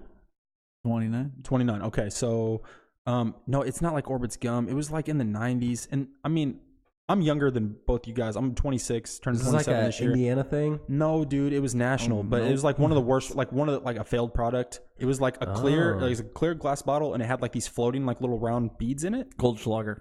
Kind of. It's similar. Instead of flakes, they were round balls, though. You know what I mean? Yeah. It was. You guys don't remember that at all? No. Man. Dude, I think you were high. I don't remember that shit. Yeah. I'm high as fuck. Okay. No, man, it's Orbit Soda, guy. Okay, I'm telling you, it's a real thing. What about Full disclaimer, I'm not that mom. Okay, Orbit. I don't know. I was just asking if you remember it. You don't remember? No, I don't remember it. Okay, well, never mind, dude. How old are you, man? You remember this? I'm old, man. You remember this though? I'm an old soul. I'm an old soul. All right, Sam. Chill out over there. I need to ask you guys about this because this has come up twice. I almost talked about it once, and then I didn't, and then it happened again recently, and now I am very curious. I need to know if you guys have witnessed this or if this is just the weird circle that I live in. It's the craziest thing in the world. It's not the craziest thing in the world. Oh. But it is weird. All right, so here's what happened. Let's call it 4 weeks ago. I'm at work. You saw the way he did that, right?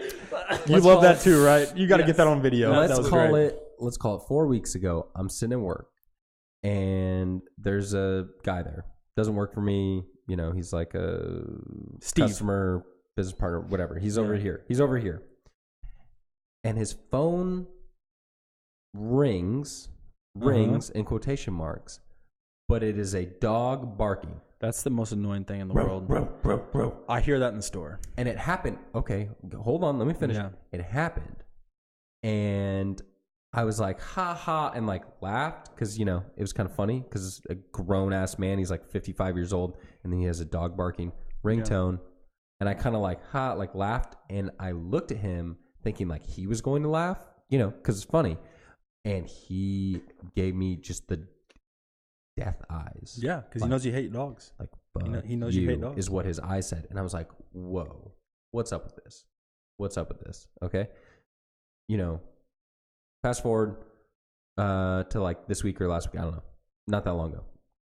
And then I heard my coworker has now adopted this ringtone also. No. He did not used to have it, but now he has it. He's your coworker or he's your employee? I'm not getting into that. Okay. But here's the thing. One of them gets fired. Here's the thing. One of them gets fired. Here's the thing. At first I just thought it was like a funny thing. After watching the way that they respond when it goes off, they're setting this special ringtone for some bitch in their life. I'm certain that's what it is. I'm certain that's what it is. I'm certain that's what it is. It's a sign. If you're not watching, I said bitch in quotation marks. Air quotes. Air quotes. I'm certain that's what it is. And it's the weirdest thing because they're both old as fuck. They're super old. Yeah. And I'm like, what are you in high school? What's going on here? I'm certain that's what it is because it goes off, bro. And again, my reaction is to like laugh, like haha, because you're old and that's funny. But the reaction is like, oh, they look at the phone and go, oh. You think my 21-year-old side piece is funny? Is that funny? Is it funny that I'm getting all the sex? You fucking nerd, huh, dude? I think that's what's going on. That might be what's going on. So you've not experienced this? You haven't seen this? If that's his ringtone, imagine what his ring back tone is. Whoever's calling him, man, they're hearing some crazy shit. They're hearing some crazy shit. Ring back tone, man. Shit. Dude, you used to have a ring back tone, right? No, I didn't. I was Mennonite, motherfucker. I don't know why. I thought you guys used technology. We did, but we waited longer to get it. I mean, shit. I shared a cell phone with my brother until I was like 18, and he went off to college. That's so funny. I mean, we had it, but we just waited long. We waited, bro. That's not like a bad assumption. Yeah. What it is like. That's so funny. No, ring back tones were the worst / funniest thing ever, dude. I think I had one once, but it wasn't like a. You called someone and like it wasn't like if you ever called someone that you didn't know, like if you were ever put in that position to call someone you didn't know. Right. Yeah. And then there's a ring back tone. You know everything about that person immediately. Yeah. Everything you need to know at least. 369. Damn, she fine. Ooh, girl, shake it for me one more time. Get low. You know what I mean? You're like, hello, grandson. It's nice to talk to you. Jesus Christ. I'm sorry, Grandma. I'm sorry. You know what I mean? Like all this stuff. It's insane, man. That was my era. Yo, did you guys ever see this thing? It was like a tweet that got sent out. Apparently, kids are still twittering or some shit. Oh yeah, we're twatting.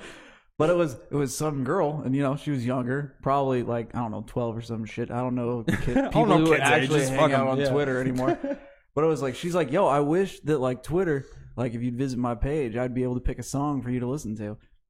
And someone's response, we finally got to day and age where people don't remember MySpace, bitch. Come on, man. I'm so thankful that shit's over. I hated going and like having to like turn my music down. Bro, we just talked about that like last week. We feel the opposite. Nah. Yeah, we feel like that was like you're not in good company. This is my soul. This is me. Experience. This is me, and you're experiencing me. You don't feel the same? MySpace is the gas station switchblade of like social networking. And that's the perfect analogy because you pictured it in your mind. You know exactly what I'm talking about. Gas station switchblade. Jeez, dude. The thing about MySpace, there's one thing I hate about MySpace. What's that? And I mean, you could change it really quick, which I did. That motherfucker Tom, he thought we were cool. We were not cool, dude. I don't even know that dude like that. Just change it right away. I don't even know. That's what I'm saying. Just delete him. Fuck that. You mean a multi-billionaire adds me as a friend on MySpace? Hell no, I'm not turning that shit down. That's how David took it. This guy wasn't my friend. If I ever get invited, Tom's fucking gonna be there. Dude, I did see a thing. It was a long time ago. But I saw a thing where someone was like trying to like talk shit about him online. It was on Twitter or something. Dude sold MySpace to Justin Timberlake for like 55 mil. Ballin'. I don't think he sold it to Justin Timberlake. No, Tom sold it to someone else a long time ago. Then whoever owned it after him sold it to. No, it wasn't Justin Timberlake. It was Justin Timberlake's character in Social Network who bought. Did someone buy it? No, I'm telling you. Yeah, no, that's when it changed phases and started doing. No.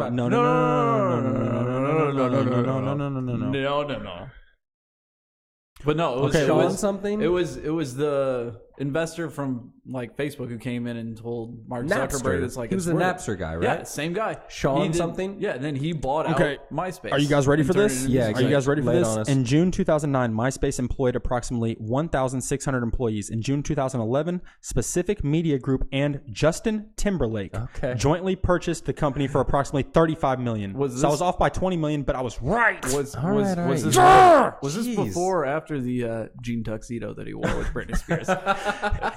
After that and after the nipple thing, but before suit and tie. Before suit and tie, yeah. Somewhere in between there. Like, it was right around sexy back. Either It was one right. dope. It was Either right one around was sexy back. Right around sexy back. Right around. Well, that was what, like 2007, 2008, sexy back. Yeah, a little bit after. So I know that because that album Right was after my Sexy jam. Back. I felt That's that It was touched me. it was that that's sexy what back bought money. him MySpace. Boom, Exactly. boom. What am I gonna do with all this I'm money? bringing MySpace back. Yeah. Great choice, Justin. Well done. That motherfucking Tom, he don't know how to act. Hey, no, he crushed it, dude. I mean, can JT do any wrong? Other than the MySpace acquisition, probably not. Do I need to reference the blue jean tuxedo? The that blue he wore jean once tuxedo. again? Like, Did he have the ramen noodle hair whenever he wore that? I'm sure he. I think he did. did. I think he did. Yeah, he did. Classic. All right, so guess what? Tell me. I don't think I'm obligated to tip. Are you obligated to tip at a restaurant? Wait, is this unpopular opinion of the week? I am not God. obligated to tip. God, What's the situation? Like you just walk into a period. restaurant. I'm saying just period. Like I'm not obligated to tip. You have to earn the tip. You're such True or an false? asshole. True or false? False. Now let me give you a little bit of background before you guys destroy me. Okay. Okay. I have been a server. I've been the store manager of a restaurant. I've worked in the kitchen of a restaurant. I've done all this stuff. Mm-hmm. I feel like I gave really great service. Yeah. I would understand. I never got stiffed on a bill. I think I lie. I did one time. But I don't think it was my fault. I know it wasn't my fault. However, I've gotten terrible service a lot of places and I still tip. I'm saying I do tip every time, but I'm not obligated to. I'm not obligated to. And the people that don't, if their service is bad, you say that, I kind of but feel like them. if you're still giving the tip, even though they don't necessarily deserve it, are you not doing it out of obligation for leaving a tip?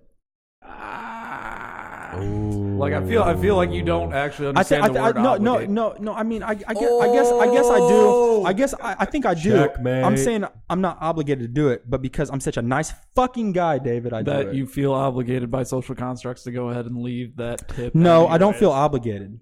I just do it to make me feel better. So you're a selfish prick. Absolutely. Dude, do you know? I know you don't watch the show. Center. I know you don't watch the show. You had to ask me if I'm a selfish prick. I don't have to ask shit. I play poker with you like once a month. I know exactly what the fuck you are. It's okay. It's okay. He knows you. It's okay. We all know I mean, you, like, bro. honestly, We all know are you you. obligated to tip? Yes. To an extent. Yeah, absolutely. To an extent. Like, elaborate. To an extent. So like you have to tip, but like the quantity of the tip is up to you. So like when I go out to, my regular spot, which like is get plug them. Go ahead. All right. Fucking shout Arby's. out to Rookies. Oh shit, Rookies. Where's Honestly, Rookies? Downtown Henderson, Kentucky. Is that a sports bar and grill? Sports bar and grill. I've never been. I'll check it out. Love Rookies the staff. fantastic. It's got good food. Rookies fantastic. Okay. Exactly. Everyone loves Rookies. Okay. Exactly. So It's a great place. Henderson staple. Exactly. Exactly. Awesome. So Henderson Brewing I Company. Highly recommend it. Also. Plug. Okay. But, I'll check that out. Also too. fantastic. So it's but like I go there and they like servers talk to me. They keep my drink filled where you and want it to it's be. for their best things. Like, but if they like, if I need to start slowing down, like they also like read into that situation. They don't ever like. I'm not saying they don't ever tell me no, but they never let me get. They never actually let me get to the point where they need to tell me no. You need to be cut. And it's like I know for a fact that with them, like if I needed to ride home. Here's the thing. I mean, I got a cot. I'm a single 29-year-old male in Henderson, Kentucky. Why not? What the fuck else am I going to do? It's like I'm going to be a I regular. sell drugs during the day and I drink at night. Exactly. It's a good life. It's a good life. not bad. It's a good life. It's really not but bad. you've gotten. I'm not going to say bad service. You've gotten terrible service places, right? Yeah. Okay. Yeah. Have you gotten terrible service places?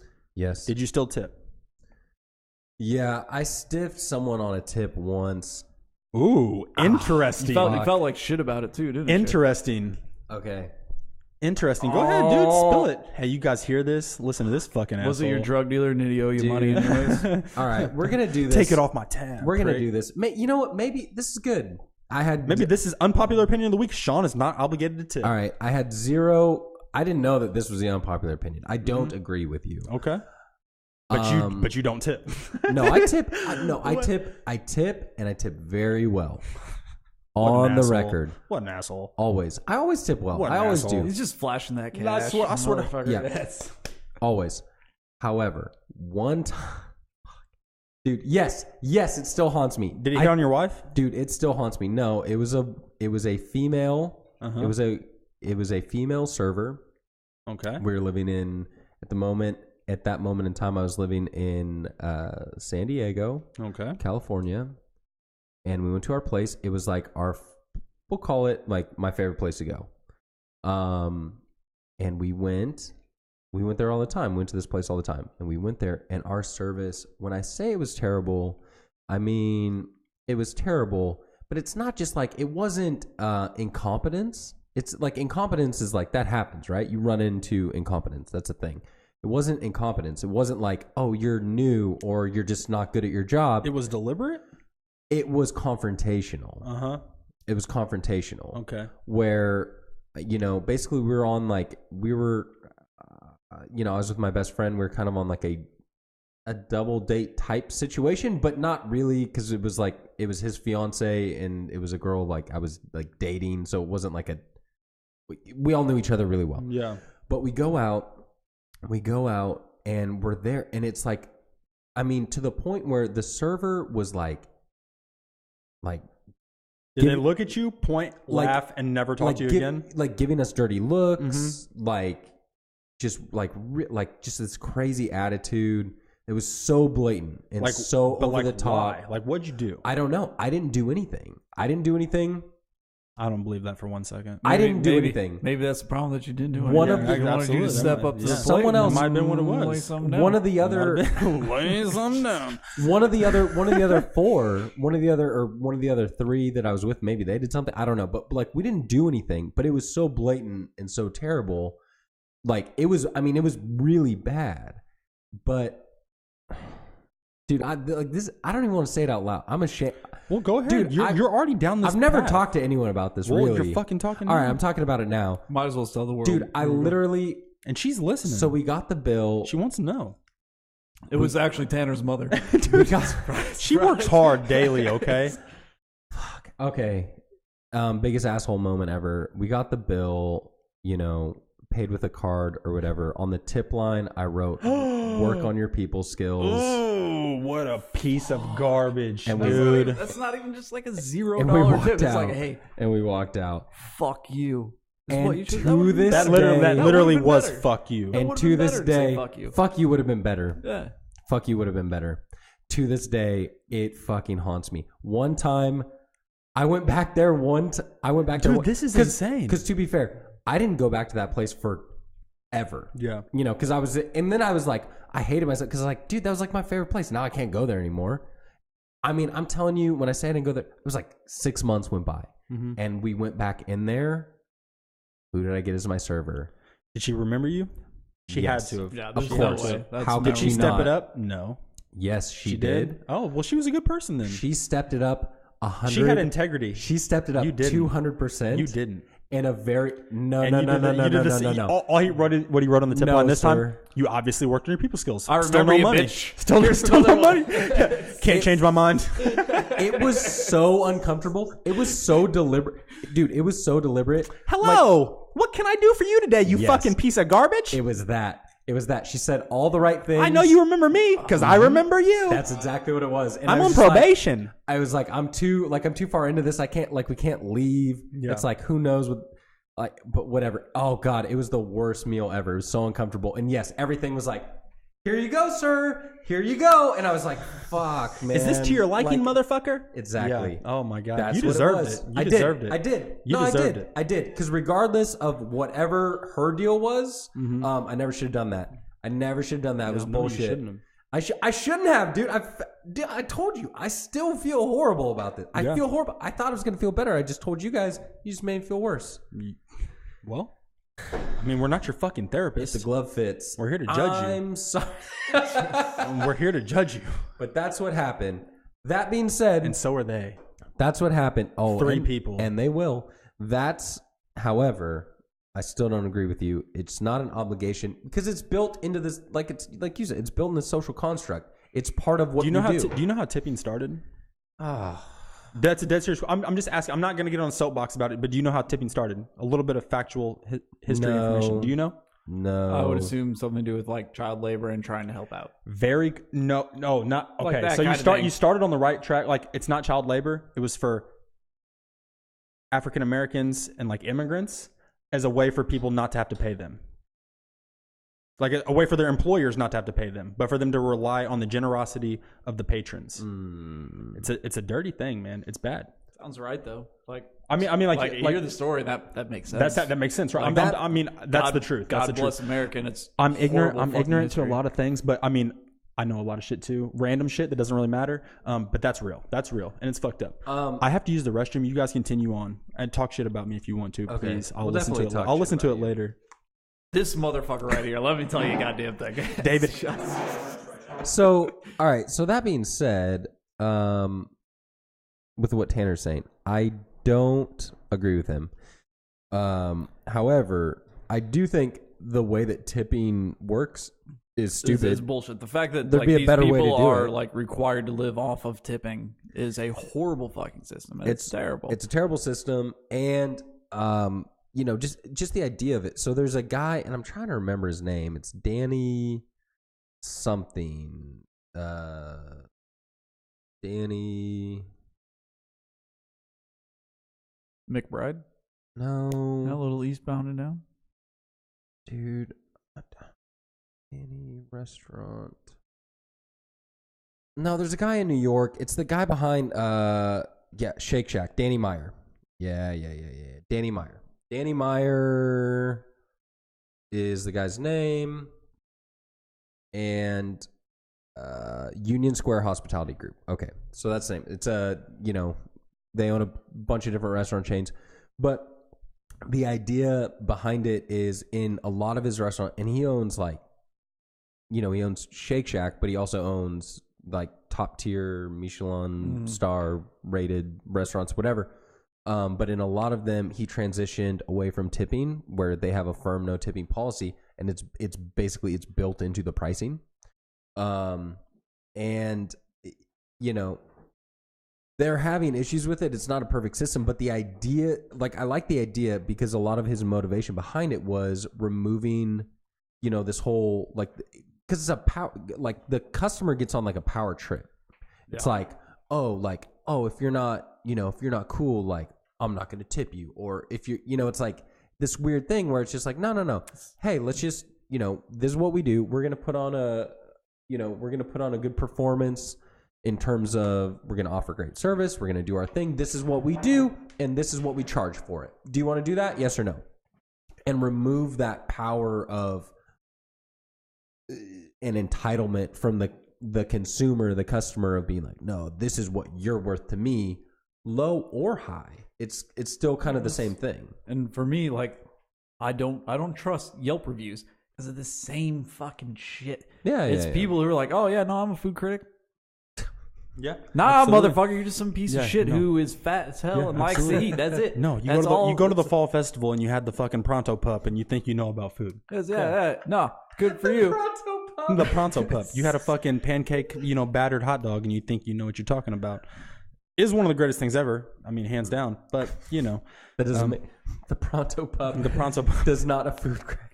Have you ever had a Pronto Pup, charbroiled? You know what I mean? Jeez. It's beautiful. I have no idea what the fuck you're talking about. All right, that being said, do you fall festival? Before we say, I don't know what the fuck. I've only been here a year and a half. I drink and wait, I hang out. Wait, are you not from here though? No. Okay, I mean, I know you said you kind of said, but you never said where you're from though. Now he'll tell Tanner. It's a secret. Okay, that's fair. It's a secret. Can't find me. Can we get the space? space? I'm actually, fun fact, I'm part of the Witness Protection Program.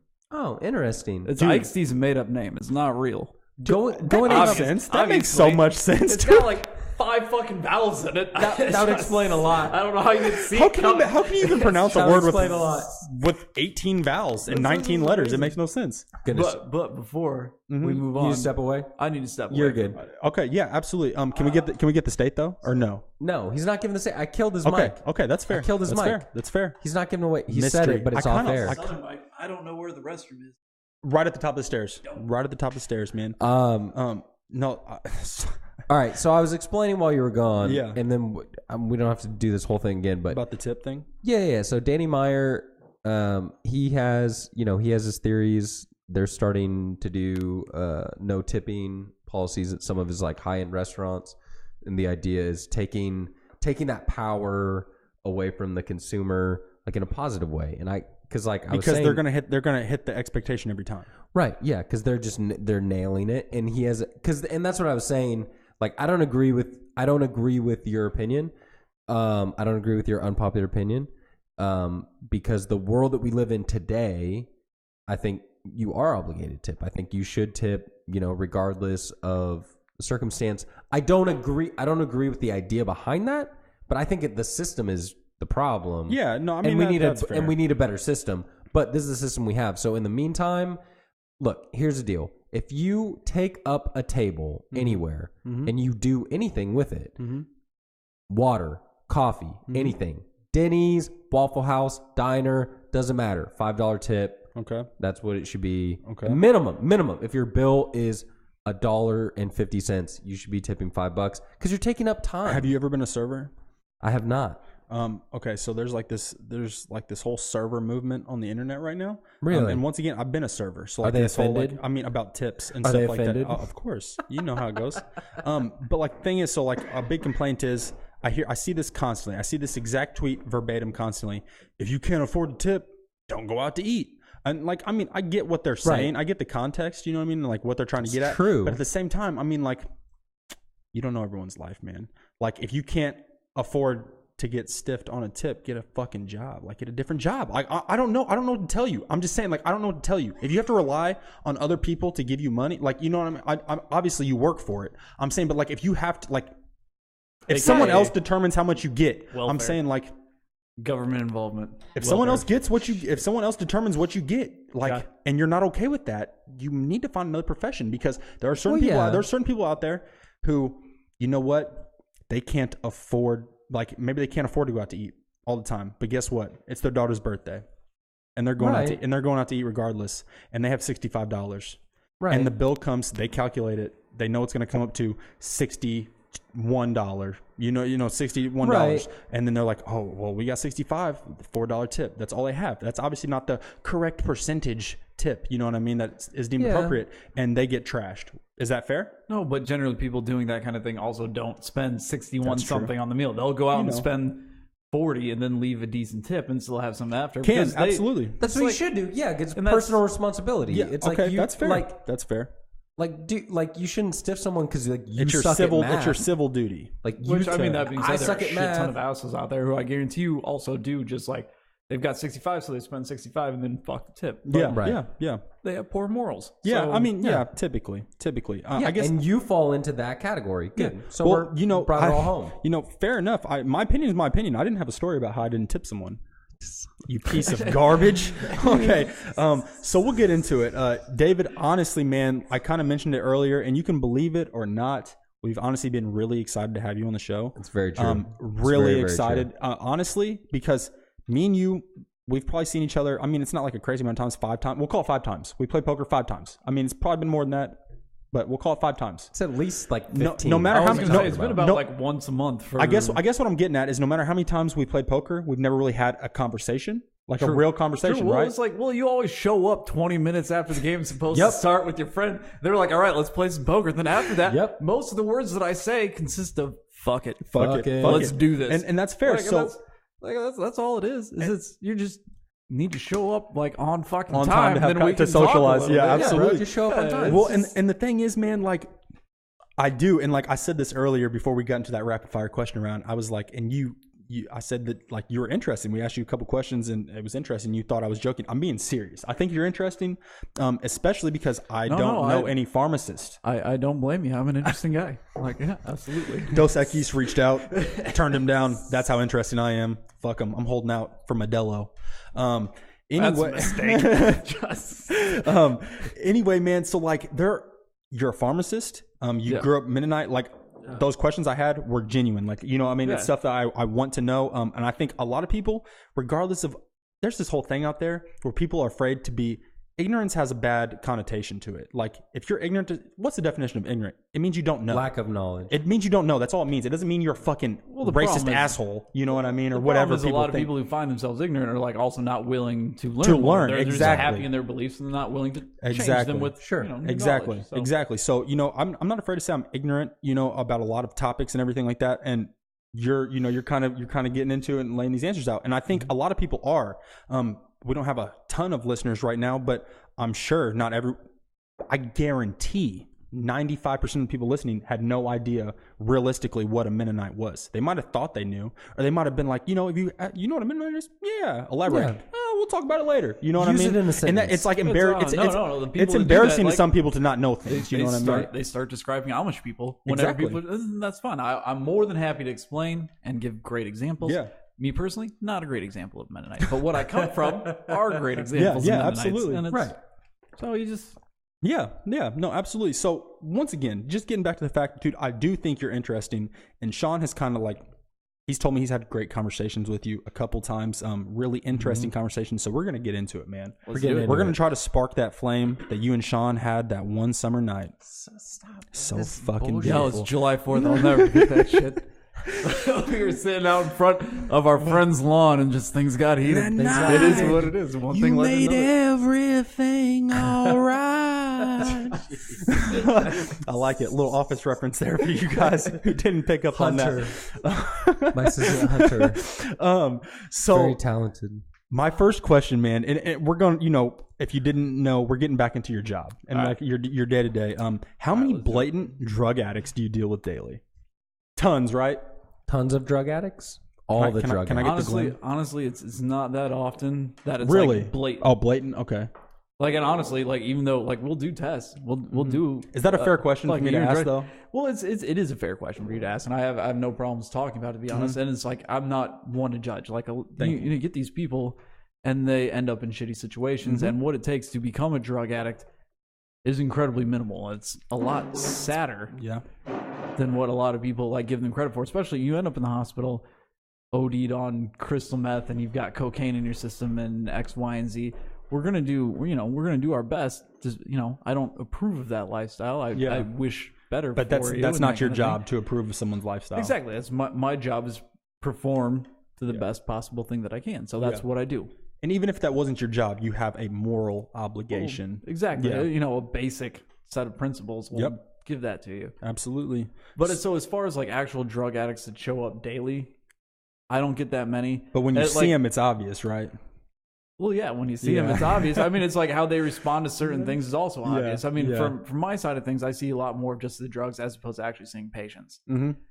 But like once we start in on a certain set of orders, like, I know exactly and to be fair, like that's weird. I mean, I never really thought about it. You're not the one necessarily working the counter every time. Like, you don't necessarily see every single person. You have interactions, but you don't see every single person. I rarely see people. Really? Like, I talk to doctors and nurses. And a lot of times, like, the other 50% of my job, other than, like, being the last stop for these orders, is that I'm a consultant. Okay. And I get phone calls from doctors and nurses saying, like, hey, this is what's going on. This is the situation. This is what they have in their system. This is what we are trying to treat. And then in that, 3-minute phone call that I get, I come up with a plan that is very drug specific for that patient. Yeah, because you're the doctor of pharmacy. So you versus a medical doctor, you know about drugs better than he does. Yes, like I'm not gonna name like specifics or anything, but like I'm an expert in drugs. Okay. Doctors are experts in way before the degree. Diagnostics. Well, shit, we're not getting into that side of my life. Full disclaimer. I mean, this is going out public. Hell no. It's no. It's like, so I'm an expert in treatments, pharmaceutical treatments specifically is what I'm good at. So when I'm reached out, that's what it is. MDs are much more like diagnosticians and like first line treatments. And then once something goes wrong or something is like obvious that that's like not the best game plan, they call me. And that's when I make my recommendations. Okay. Then they can say, "No, David, you're a fucking idiot." Yeah. Or they'll be like, "Okay, let's give this a shot." So that's more or less what I do. As far as like drug addicts go and how many I see, it doesn't really fucking matter because like a lot of times they've got so much else going on that it's just we end up helping them through that time period one way or another, or like they just go so far south that we have to transfer them to a higher level facility. Okay. So it's just kind of an irrelevant question, but like good try. Yeah. You get a C minus? Gotta ask, you get a C minus, bro. Gotta ask. Also, so I don't have this one written down, but I am curious. It kind of just popped in my head. So I'm guessing you're not the only pharmacist at your place. We don't want to disclose where you work or anything like that, but you're not the only pharmacist there. No, not at all. So there are 12 other pharmacists that work there. Yeah, and so we have, we're 24. That's an expensive payroll.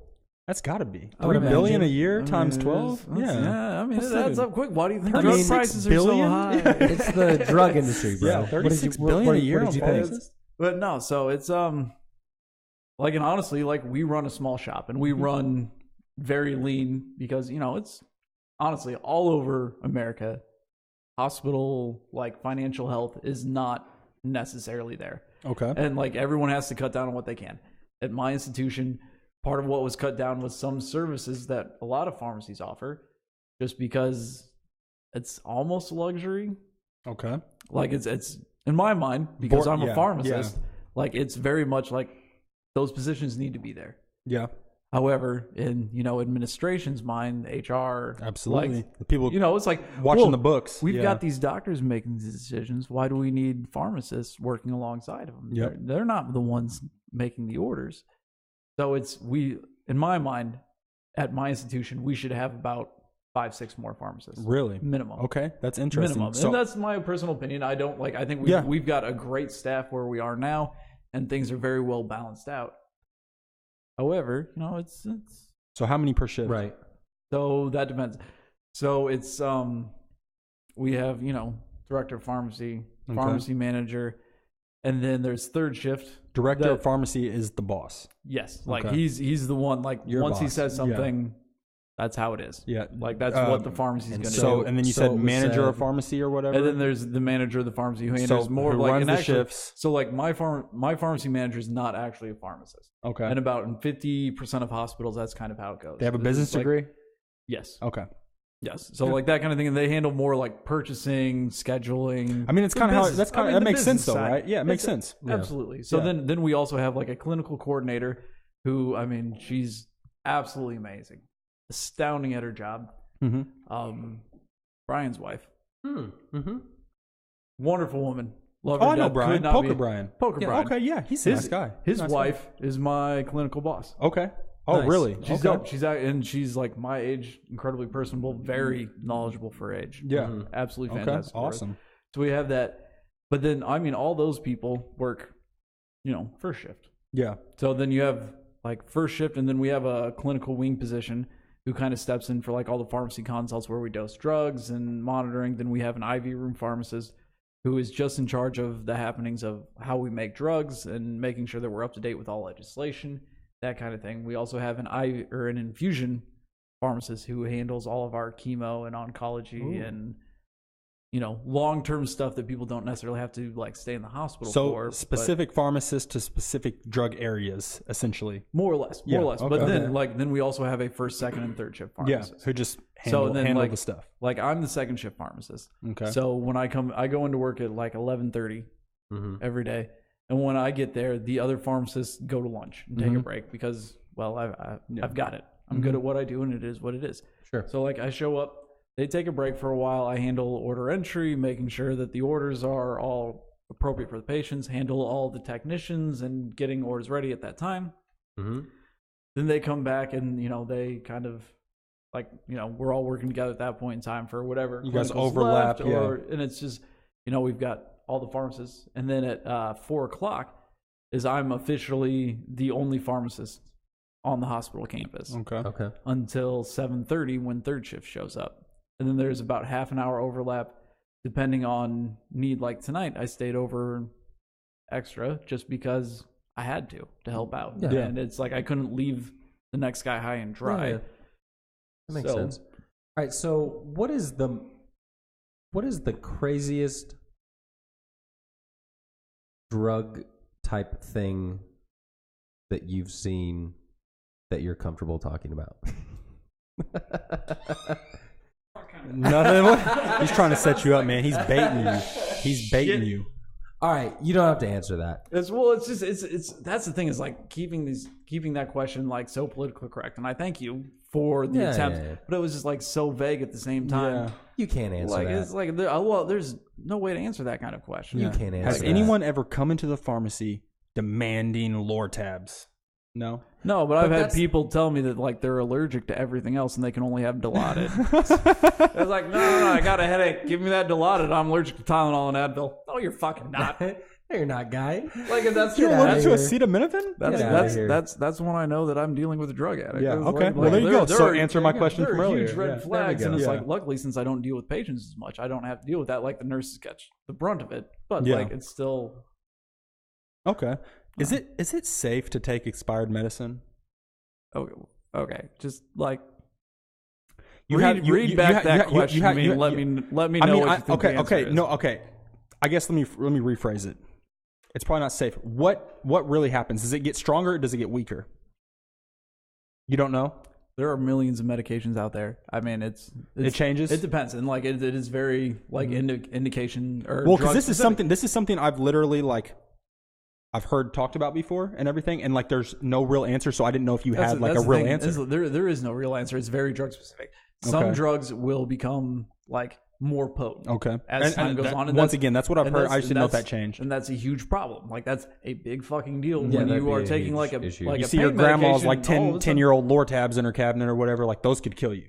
Like so y'all see Wolf of Wall Street? Yeah, the those Quaaludes. Quaaludes. Yeah. Like that kind of shit. You don't want that to happen. Dude, I do those every night and I'm cool, bro. You see how I handle myself on here, like an asshole. You're a fucking idiot. Man. Like I don't know how else to say it. You're a fucking idiot if that's what you're doing. How can you still wake up and put your shoes on every morning? You fucking idiot. Yeah, I don't do Quaaludes. That's how I wake up and put my shoes on. Well, that's why I had to switch from laces to Velcro. Okay. The ludes. Hey man, you gotta do what you gotta do. Get the ludes. But it's like some drugs do like become more potent. Yeah. A lot of drugs also just like lose their activity. There are plenty of other drugs though that like when they expire, they become toxic. And really? Yeah. So that that is something I did not know. It can like shut down your kidneys or liver depending on the drug. And like honestly, like very commonly antibacterials. Like once they expire, do not take them because like serious adverse effects can happen. Okay. With antibiotics. Really? Like, yeah, I mean things like, and that's what it always is. The ones with the worst. Thank you the so worst much. Side like effects. seriously, like I had no idea about that. That's why like continue. I saw the leading question type thing coming, but like that's the problem. Is it's usually the common drugs. Like once they're expired, it's a problem. And like that's why we know that with these common drugs that they have that date and why it may be shorter than a lot of other drugs. Do you actually know why like the ones that become toxic, like what ingredient I guess in them becomes toxic, or do you not like know that, or is it too complicated to really get into? It's drug specific. Okay. I mean, we could get into it, but like each drug is very individual, and it's just like eventually it just becomes a problem. Okay. It would be boring. What he's saying is it'd be boring as fuck. Dude, honestly, I mean, maybe to them, but like, well, it's not just that, but he's it's like just saying, for each bro, drug. Just treat it like milk. That's what he's saying. No, But like it's past the expiration. do your drugs Don't do get it. that little like crusty layer on top? They can. I've seen fucking mold on drugs. Don't Really? do that shit. Oh, Ooh. so in Kentucky, right? Not in Indiana. Never. Actually, no, not in Indiana. It's against the law in Indiana. So in Kentucky, as far as Medicare rules go, if you're an observation patient versus inpatient, and you're on Medicare, and it's a self-administrable drug, which means you take it at home by yourself. Right. by yourself. Gotcha. Insulin. Then Medicare does not pay for the drug while you're in the hospital because you have some already. So why would they pay extra? Okay. That's what it is. So then we see a lot of patients' home meds. Because they bring them in. Because they bring them in to use because they don't want to pay shit. for the same drug twice because their insurance isn't going to cover it. You're like, You're taking this? You're taking this medicine that you just brought in from your home? Like you I have sealed up patients' medications and wrote on bags, "Do not take," and I will not. Like it's like it's shitty, but like it's for patient safety, and like I have to do it. It's part of my job is to ensure quality and safety of the drugs provided from my pharmacy. And like once I look through it and put my name on it and say that like yes, we're going to use the patient med, it has to meet a certain quality. And unfortunately, a lot of patients, like especially, it's like we live in Kentucky. Let's be honest about the situation. Yeah. A lot of these living situations that these patients are coming in on are not the greatest. Not the greatest. And it's like, it's hard. It's not too much different than especially with something like drugs. They have like 20-degree window that they maintain a healthy expiration date at. Right. A lot of people in Kentucky can't keep their houses at that same kind of temperature for year round. Shit. And it's like, and I'm not making a joke, and I don't mean to make fun. It's like it's a hard time down here for a lot of people. Yeah. And it's unfortunate. Middle America. That's how it goes. All right. So did you have to take an oath? Sorry, really quick question. Did you have to take an oath? Okay, I figured. I was just curious. There's a pharmaceutical oath, and I took it the day different than like I started pharmacy school, and when. You took it the day you started school. Hippocratic oath. I took it the day, so I had a white coat ceremony where they gave me like a short white coat, indicating that I was a student for like a doctoral program. Fucking medical students don't laugh, man. This shit was serious. He's gonna make jokes about you getting a belt. It was a joke. That's like fine. next. That's fine. That's fine. But it's like a white coat ceremony. Is that no, but that's like a white hood ceremony. I mean, it is Kentucky. I'm not gonna deny where I live, okay, guy? I don't know. Jeez, I don't know. Man. I'm not part of it. I just live here. Man, the fucking KKK came out of Indiana. What are you talking about? Don't hate on us, okay? Who's yours? Okay. All right, but like that's what they call it. It's the white coat ceremony, and it's like the kickoff to the beginning of school. So we had it then, and then at the graduation we said it again. It was this whole huge thing. But like, no, I have sworn to like to the best of my ability Save in lives. any given situation. Well, do no harm. You do no harm. This is the big thing, and a lot of that for like, especially for like my type job, is to say like, no, I'm not doing this. So that's like, I'm sorry, Miss Doctor Lady, but like, no, I'm not. I can't do this. Ooh, so that's when it comes into like a ethical dilemma of do no harm, like kind of what we were talking about earlier. No, literally daily, I have ethical dilemmas about different things. Okay, and it's just you like pick is what keeping you this person can alive or live with. whatever for 2 extra days, like is that harm or not? Like stuff like that, I guess. Well, it's so no, I mean it's not necessarily harm. Like you try and do your best, but at the same time, you factor in quality of life. We talked about this earlier, and it's like, what is that patient's goal, and do they want? Like I've had patients before. I did a hospice and palliative care rotation when I was back in school. Mm-hmm. And a lot of it, and it happened to be right around, it was leading up to Christmas is when it happened. Christmas is a big time for a lot of people. Yeah. It's like, you'd be surprised, absolutely amazed what a like hospice patient can live through if that's what they want to do. Yeah, like, absolutely. It's like even like medically astounding on different patients, like blowing my mind. I had no like horrible levels. I'm a true believer in the human body and spirit. All of a sudden, it's 2 days before. Patient looks fine, looks better than they have in years. It's like, okay, send them home for Christmas. Comes back the evening of Christmas, dies. And you know what? It's because they hit that point. Like they fulfilled what they wanted to do. Yeah. Dude, isn't that like I'm dead serious in what I just said? I believe in the true like power of like the human spirit and like just like determination and grit that humans can have. That's real, man. I believe in it to a point. At some point, at some point it stops. Stage 4 lung cancer is going to step in, and it's like you can't beat that, dude. But that being said, like it's astounding what can happen. Yeah. Absolutely astounding. Absolutely. And it's every time I think that I have like some kind of patient nailed down the case, something will happen and surprise you. Hey, David, you actually don't know shit. Yeah. And well, it's humbling, right? Like, then there are other times it's like the first thing that happens is like, hey, David, you don't know shit. And it's good for me. Because you're like, I'm great. I know I'm great. And they're like, one step back. I am great. I am great. I'm great. I just want to, I am great. It's like, I'm great generally. But you can stray. There are outliers for fucking everything. You can stray left and right. Goddamn statistics throw me off every fucking time. Absolutely. But as long as the average is on that great. Is on that great arrow. Yes, unlike Cody Parkey, I can actually hit it right down the fucking center. Poor guy, man. Poor guy. You know what? Is he getting released? Is he losing his job? I fucking hope so. I mean, here's the thing. That man, before that fucking kick, was tied for second for the worst in the NFL for field goals this year. This is his 4th goddamn team that he's played on since he's been 26.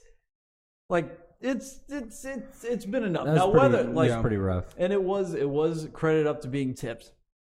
Yeah, it ended up. That's crazy. They didn't know that at the time. It's like a Right. day later. They're like, someone touched the ball, and they were like, like Cody Park, or like they were like saying he's praying. You know what I mean? Right. Like, Did you see thanking the that Lord. shit? Someone started a GoFundMe like 5 minutes after the game to like buy out Cody Parkey's contract. God. Oh man. And it was just like, People no. are mean. But here's the thing: like, I watched that video. Mm-hmm. I'm still not entirely convinced. I think they just want to keep the boy around. Yeah, He knows someone who knows something who's probably Yeah. fucking Roger Goodell. They didn't touch shit. And It was probably fucking Roger. Jeez. All right. Well, I have an ethical dilemma for you. What are you going through? Maybe it's not an ethical dilemma. I just want to know. It's just a question. All right. So well, I don't know. We'll let our guest be the judge. All right. So recently we had a guest on the show last week and the week prior. And Look at you guys having multiple guests. God Dude. bless. No, I same thought guest, I same was guest. Same guest. Same Yeah, guest. same He was guest. on Don't- 2 I've weeks in a only row. been invited once, and this motherfucker's getting on here twice. You kidding Dude, me? he was on 2 weeks in a row. All right. Because he killed It's from it. California, He man. killed it on week 1, so we had to break. But This is anyway, about weed. This No. is about weed. Are you asking Oh, about we're- weed? He Trust said me. he was from California. I figured we'd get to it Weed. eventually. We're talking about All right. weed. trust Oh, me. we'll talk about weed. Trust me, we're getting there. All right. He told us last week that this is his move. Mhm. After a heavy night of drinking, where he's just hanging out, drinking, we're partying. We're drinking. but more. But more, we're drinking, heavy, drinking. When he's done drinking, okay, I'm done drinking. No OxyContin. Nothing crazy. He will take NyQuil as his like nightcap, and then he'll just go like sleep it off. That's his move. That's his move. Is that safe, or is that not? Or That's is his that move, and he bad? swears Or by is it. like Here's is the it thing. literally not Here's the not thing. a thing at all? Like, it doesn't matter. When he said it, let me finish. When he said it, my immediate thought was, this is insane. And then, but at the same time, this dude is much older than me. You know, he's no spring chicken. He knows what he's doing. I mean, he's kind of a spring chicken, but he's been doing this for a minute. He's been doing it for a while. He acted as if it was his go-to. Yes. He he's been around for a while, and he's been doing it for a long time. Yeah. And this is his move: heavy night drinking, nightcap, NyQuil, go sleep it off. Wakes up in the morning feeling like a champ. So, Would you recommend? Would you recommend that? 10 out of 10 would recommend. 1 out of 10 would not recommend. What are you looking at? Put it in a plastic bag, right? Do not use meds. Yo, I'm fucking running drug analyst things so that I don't say anything that's wrong. That's gonna get me fucking fired for incompetence. Right, like I'm already running the gambit with a couple other things at this point in time. I love it. But no, I do not recommend I that. do not recommend drinking your answer NyQuil. is no. My answer is no. Okay. Well, that's good. and Now honestly- we. I think that answer Honestly, keeps you like- safe, though. Like a lot I of think it, you're a lot good. of it depends. Is like the NyQuil interaction. Like ultimately, like. Just Now we what the officially fuck, dude? know. I mean, alcohol helps you fall asleep. Like that's You an don't even addiction need in the and of itself. NyQuil at that I point. don't know. You don't even need it's it. like, Dude, have I a get the best sleep of my goddamn life beer, when I'm just wasted. relax. Bro, what do you do with the What is NyQuil? Yeah, I have no idea why he does it, unless he's congested at the same time or whatever. I don't know, man. Honestly, I don't know if it's placebo effect, and I don't like. Here's the other thing, like, I don't know, man. just don't fucking do that. Just Please. don't do that. All right, Kevin. Honestly, if you're listening, Sean, just I got don't this. do it. Fucking stop, Kevin. Stop it. Stop. Stop, Kev. honestly, just have like a glass of water, like a normal fucking person. Maybe some Advil. Why don't you hydrate or Just something, you like, fucking asshole? Fuck, it's just Jesus. Come on, Kev. All right, so so I'm glad we have an answer for Kevin on that. Okay. We'll let him know. Please do. We'll Like pass that's along a the message. concern. That's it's We'll pass along like the message. I worry about you, Kev. like I'm not gonna say specifics, but like, oh boy, please don't do that. Please don't. Please don't. Like, hey. like don't. It's not worth it. Dr. Fuckit says no. Dr. Fuckit says no. He says no. All right, anyway, so where do you land on weed? Or more specifically, where does your profession... Okay, so here we go. Yeah, This is exactly where I land on weed. Right now, marijuana is legal in the state of Kentucky for any kind of use, and I do not support it under any circumstances. Wait, hold on, wait, what? He said illegal. He said illegal. It sounded, is- Oh, okay. It sounded like you said legal. It sounded like you said It legal. sounded like you said legal. No, it's illegal. Sorry, Okay. sorry. And you do not agree with that? And I do not support it under any circumstances, and I Okay. will not medically recommend its use under any circumstances unless the state you currently live in is adaptable or amenable for its use. Right. And you can go about it, and you are whatever age limit is set. But where does Look at this guy. Look at this guy. He's done some interviews Was before. your lawyer in the room? Where's he at? Dude, It's the fucking internet. There are lawyers everywhere. All right. he said, Nah, I got an earpiece in. Don't worry about it. But I already know. in general, though, I mean, can you, like, I get it, but I can talk about the vague generalities of using marijuana and the benefits. No. And The industry in general, issues. is the pharmaceutical industry, are they scared of weed? or like, why would the fuck would we be scared of weed? We've got Dilaudid and Ativan. I guess We're that's not true. scared of The weed could never touch that, I mean, right? That's what I'm curious. And like, that's what I'm here's curious the about. thing, and this is the big argument. This is my personal opinion on this. God, I'm so fucking interested. like weed I has know you are. weed has a lot of benefits that it can offer. Sure. Absolutely, no one's denying that. The problem is, and with a lot of like getting weed legalized, is it better than what we already have available to us? Fair question. And I mean, so I was, doing some vague research leading up to this conversation because, I know you saw it guys. I coming, know huh? it's coming. You saw this coming? I know it's coming, and it's a good question to ask. Is it the fact that Sean's such a stoner, so a it was stony such a baloney? stoner, Is that bro. why? It was what that I'm like not. 19. It was what like 19. Full disclaimer, no. 75 when the marijuana prohibition came about, or something like that. It was the 70s sometime Sounds right. when the prohibition came about for marijuana. Leading up to that, it was like the number 3 most prescribed drug in America. I mean, that would like current day standards. Really? That's like fucking Viagra. Like, Which is huge. yeah, but now which is huge. But now it's you don't know about it being Every huge, single, but that's all right. all 3 of us use Viagra regularly. Okay. Yeah. Well, for me, it's the other one. I don't know. What's it called? I don't know. Shaped like, Cialis? Cialis. That's what it Cialis. is. Yeah, it's shaped like a diamond. Okay, continue. Don't worry, man. I know it's in my medicine cabinet. Bro, what It's is not wrong with you? expired, David. So okay. like it was used for years, but then it was outlawed for Reasons. Why? reasons. Okay. There we go. For reasons. We're not going there. Yeah. Honestly, No. I wasn't around. I don't know fucking Yeah. why. No. I mean, I just know that it is, reasons. and it is no, what that's it fair. is. That's fair. So that's how it is now. And that's what I Absolutely. deal with. God, you're such a diplomat. He's very diplomatic. I mean, you're smart. All right. It's but like that's the thing is like weed does offer a lot of things. However, at this point in time, Is it better we than have we have scientifically we engineered have medicine? substances that are like guaranteed by the FDA to be up to certain manufacturing. We know exactly how much of any dose they're given, Right. exactly how much they're taking. Whereas with weed, it's like if you're all over the smoking it, place. it's different. If you're ingesting it, it's different. If you're doing That is dabs true. or Yeah. something else, it all Yeah. changes.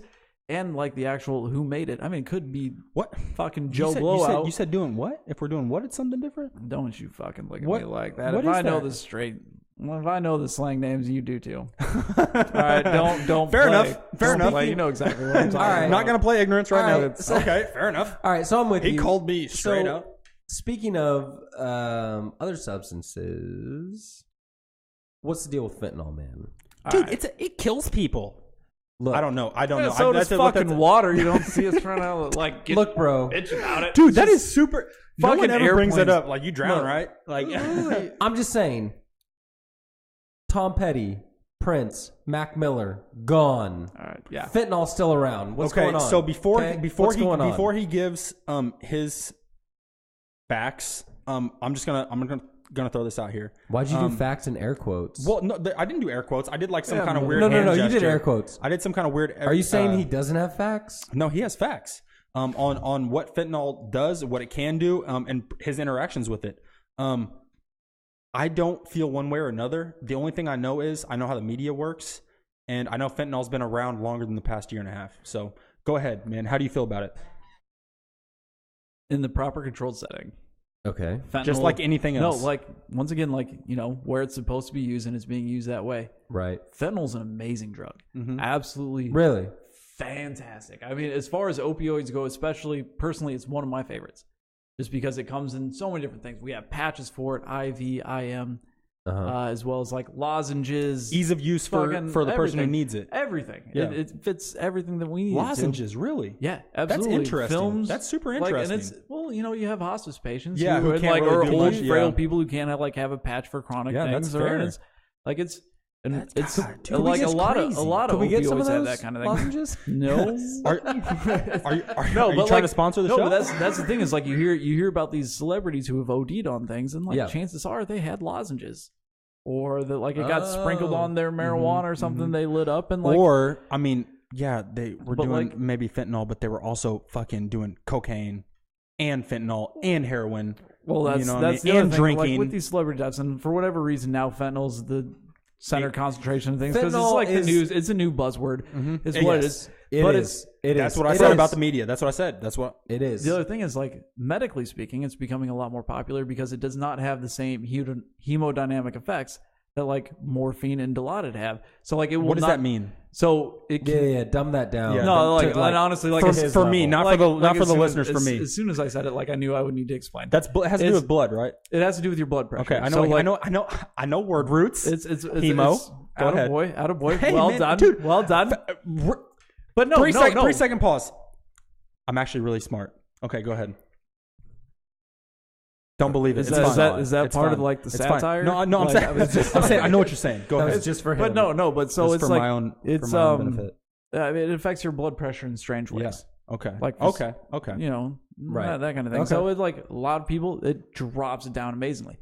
Fentanyl does not have that effect. So like in patients who are coming in with shock and who already have blood pressures way too low, we can still provide pain relief without having to worry about lowering it further. And one thing I know about medication is blood pressure is always like a huge question. Like right? Well, like whenever you're like prescribing a new medication, they always they ask you that for anything. Here's the thing: like if your blood pressure is 0, you're dead. So like it's best not to have it too low. Yeah, or too high though, right? Like, well, I mean or too high. Yeah. Then like on the other end of the spectrum, like so you either like die from not circulating blood and oxygen. Or it's too high, and then a blood vessel pops in your brain, and you have a hemorrhagic stroke. Yeah, and you die. So it's you got to find that sweet spot. Gotta find the balance, and it's all about the balance. It's all about the balance. It always is moderation, boys. Moderation. So fentanyl is not the problem. It's how they're using it. Fentanyl's not the problem in America. Opioids are not the problem. Addiction. Is America's problem. I mean, let's be honest. Food's not the problem. Addiction's the problem. Before it was opioids, it was fucking cocaine. Before cocaine, it was goddamn, I don't know. Heroin was go right ahead. Before cocaine. I mean, it's Preach. It's no matter what. There's another new drug. There's another new situation, and all of a sudden, now we have an opioid crisis. Well, great. I mean, you gonna blame Tide Pods? Like, here's the thing: is like. No, because those people died instantly and they didn't spread it. Most people were too smart to do it. It was limited to one generation. It was just people slightly younger than us. Slightly younger. Exactly. They didn't stick around long to continue doing it. So good for them. It was. I mean, the other thing is like there are a lot of extenuating circumstances. Like a big problem with this opioid crisis that's happening right now is that people are sharing needles and sharing AIDS, and like especially so in southern Indiana since we're so close to it. There was a huge AIDS crisis a couple years ago. And I mean, it's still in crisis because those people didn't just like disappear. They didn't get cured of AIDS magically. I'm okay. It's around. And it's like, honestly, the biggest issue, the burden that this thing is causing is so much further than just people ODing and getting a couple free shots of Narcan on the side of the road to wake up. It's right. You might not have this answer. What's stronger? Like average street level like heroin or fentanyl? Like is fentanyl like used to like because it's like a narrative in the media. No, so this is that fentanyl like spikes like the heroin, right? Like it's stronger, correct? All right, yes. Well, so I mean, no, yes. So it depends on your level of heroin. So theoretically, I hear that heroin is bought in tenths, which means a 16th of an ounce. Yes. Right. Okay. So that boils down to anyone know? A 16th of an ounce? No, I do not know. An ounce is 28 grams though. How'd you know that shit? I don't know, motherfucker. I bet you do 28.5 grams. You know how many ounces are in a pound? 448. Anyways, so an eighth of an ounce is what? 3.5 grams. 3.5 grams. That is an eighth. Right. A quarter of an ounce is 7 grams. So half of an ounce is 14 of an ounce. Yeah. So 1.25 grams. Okay, right? so like there fucking you go. Crazy. There you go. Anyway, so that's quick math. Is this all from GTA? Is that what this quick is? math. Internet. I went to pharmacy school. That's where I learned these fractions. Yeah, you have an excuse Dude, I was in his class. I just dropped out. I dropped out, bro. Me and David been cool from the jump. For years. We've been cool, bro. Surprise, man, motherfuckers. We've been cool from the jump, man. That's my guy. I hear you. That's my guy. But no, so that's the other thing, and like that's the thing about fentanyl that I didn't bring up was we dose that shit out at like 25 micrograms. How many? What's a micro? Because that's not even a milligram. That's a microgram. That's a thousandth of a milligram. Oh, okay. So it's a thousandth of a thousandth of a gram. There you go. Is a microgram. That's and crazy. We dose that shit out 25 That's crazy. at a time, and that's like someone who comes in and needs that kind of medication. It's 25 an hour tops. Like if it's any more than that for someone who's not used to opioids, like, and that's the dangerous part is like it does not take much. Whoa. And so all of a sudden you get these celebrities and like there's an uprise on fentanyl and the medical world. It's like it's not that surprising that someone takes it, doesn't quite know what they're doing. Right. Because and it's 25 micrograms. Who's not able to do 25 micrograms? Fuck, I bet you smoked 25 grams of weed in one night. Right before I showed up here. Honestly, based off your performance tonight, I believe it. So before we go back into this, this is what we have wanted. We've had good guests on here. Me and Sean have been on here. We thought we had good episodes. We want someone to roast us. Yeah, that is what we want, dude. Thank you. I'm not going to shy away from it. I feel like we got it. Thank you. Well, he needs it for sure. I definitely need it. I need to be brought back down. Why do pharmacists have a bad rap these days? Ah, man, there are a lot of reasons. Is it the weed thing? Is it the weed thing? I mean, well, everyone wants to be high. I mean, let's be honest. You'd rather be having a good time than not. But here's the other problem. The big thing, like, actually, pharmacists are very well trusted. Most people, dude, like we are. No, absolutely. If I went in and like, I mean, I know you, I'd take your word. If I was to ask you for medical advice, I know that you wouldn't like fucking be, troll me or anything like that. But like, even if I didn't know my pharmacist, I would believe that person 1,000%. Like 1,000. The problem, so like we're very well trusted, but at the same time, like we're still the face of the pharmaceutical industry. Mm-hmm. Like you come in and like you're told you need these drugs, and all of a sudden, we all pretty healthy adults. Yeah. We get sick. I'm okay. Got, $25, $30 for some antibiotics, maybe. Yeah. Maybe $5. Yeah. Well, imagine if you had like this horrible disease, like say hepatitis C, where it's a 6-month treatment plan. And it's $120,000, and you don't have insurance. Right. Well, now you're choosing between whether or not your liver is going to continue to degrade, or sink yourself $120,000 in debt. Whether or not you can even get access to it. How much is a new liver? Like more than $120,000? It has to be, right? Talk to me afterwards. I got one back in my account. It's like, I got you, bro. Don't you worry. I was gonna say, like, let me just weigh this out real quick. Nah, man, we're cool. I got you. It's all right. Don't worry, G. Don't worry, G. I'm a pharmacist. But that's the thing is, like, here's the thing.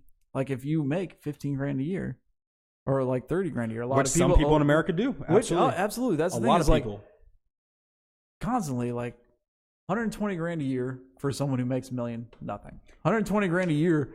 Who, for someone who's making $15,000 a year, working like 50, 60 hours a week. It's impossible. Like, it's impossible, but it's also, they are having to choose like life or death. Yeah.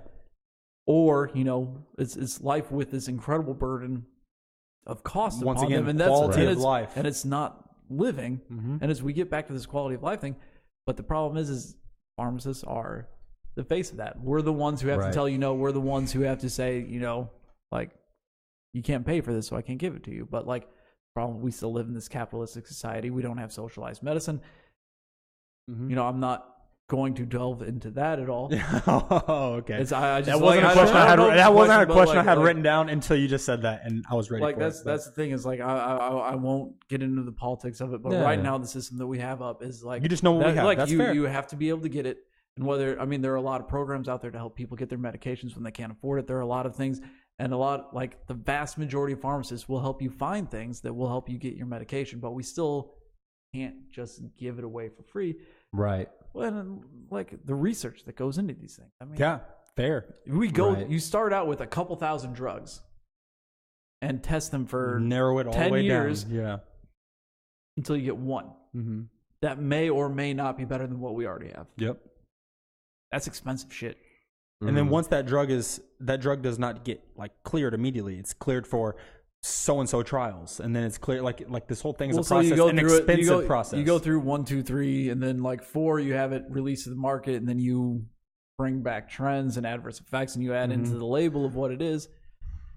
But then you still have like the brand name for 17 years that they charge whatever they want. Yeah. And that's where a lot of the issues come in, like with this epinephrine that recently happened, like that recently expired. So like prices raised up for the last year that they had them. And now we have a new generic, and for whatever reason, prices on the generic So you're went saying through the roof as well. So you're saying And the it's just patent on epinephrine ran out essentially? the patent on the brand name. Okay. So ran out okay, recently. what? So do like when new drugs are being developed, new drugs are coming out. Are pharmacists like?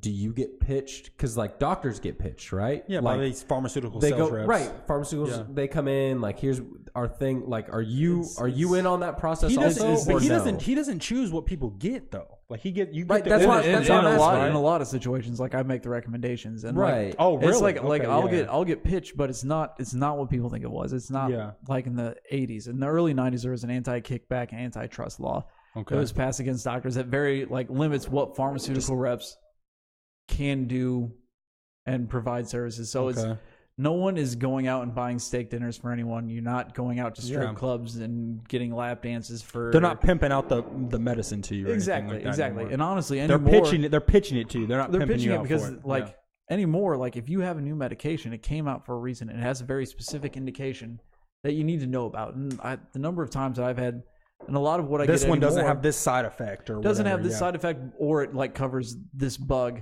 Yeah. And like I deal a lot with anti-coag has been a big thing recently with new drugs for it, which is amazing. But then like bacterial agents as well, because we have a rising amount of antibiotic like resistant bugs, and it's fucking terrifying. I cannot tell you. It's like what a simple UTI used to be, get for, especially for women, treated with some nitrofurantoin, no big deal, whatever, fuck it. Now, this dude's like a genius. Like honestly, nitro, blah blah blah. Fuck it. Honestly, like what are you talking about? Like in a very small amount of time, Urinary tract infection is what he said. Urinary tract infection Treated with in a very that, not a big deal. nitrofurantoin. It's a drug. It's an antibiotic. It's used very commonly in women for simple UTIs. UTI. Right? Gotcha. Well, now, like E. coli, which is very common, is all of a sudden becoming resistant to like some of our strongest antibiotics they have that are only available IV and have these horrible side effects. Got to develop a new one. And all of a sudden, like right now, it's fairly limited to patients who have a lot of antibiotics in life, in and out of the hospital, that kind of thing. Mm-hmm. Not too long from now, like that's just going to spread to the community, and that's what the new drug is going to be. And we're not going to have anything for you, and UTIs are going to start killing you, which is just fucking insane.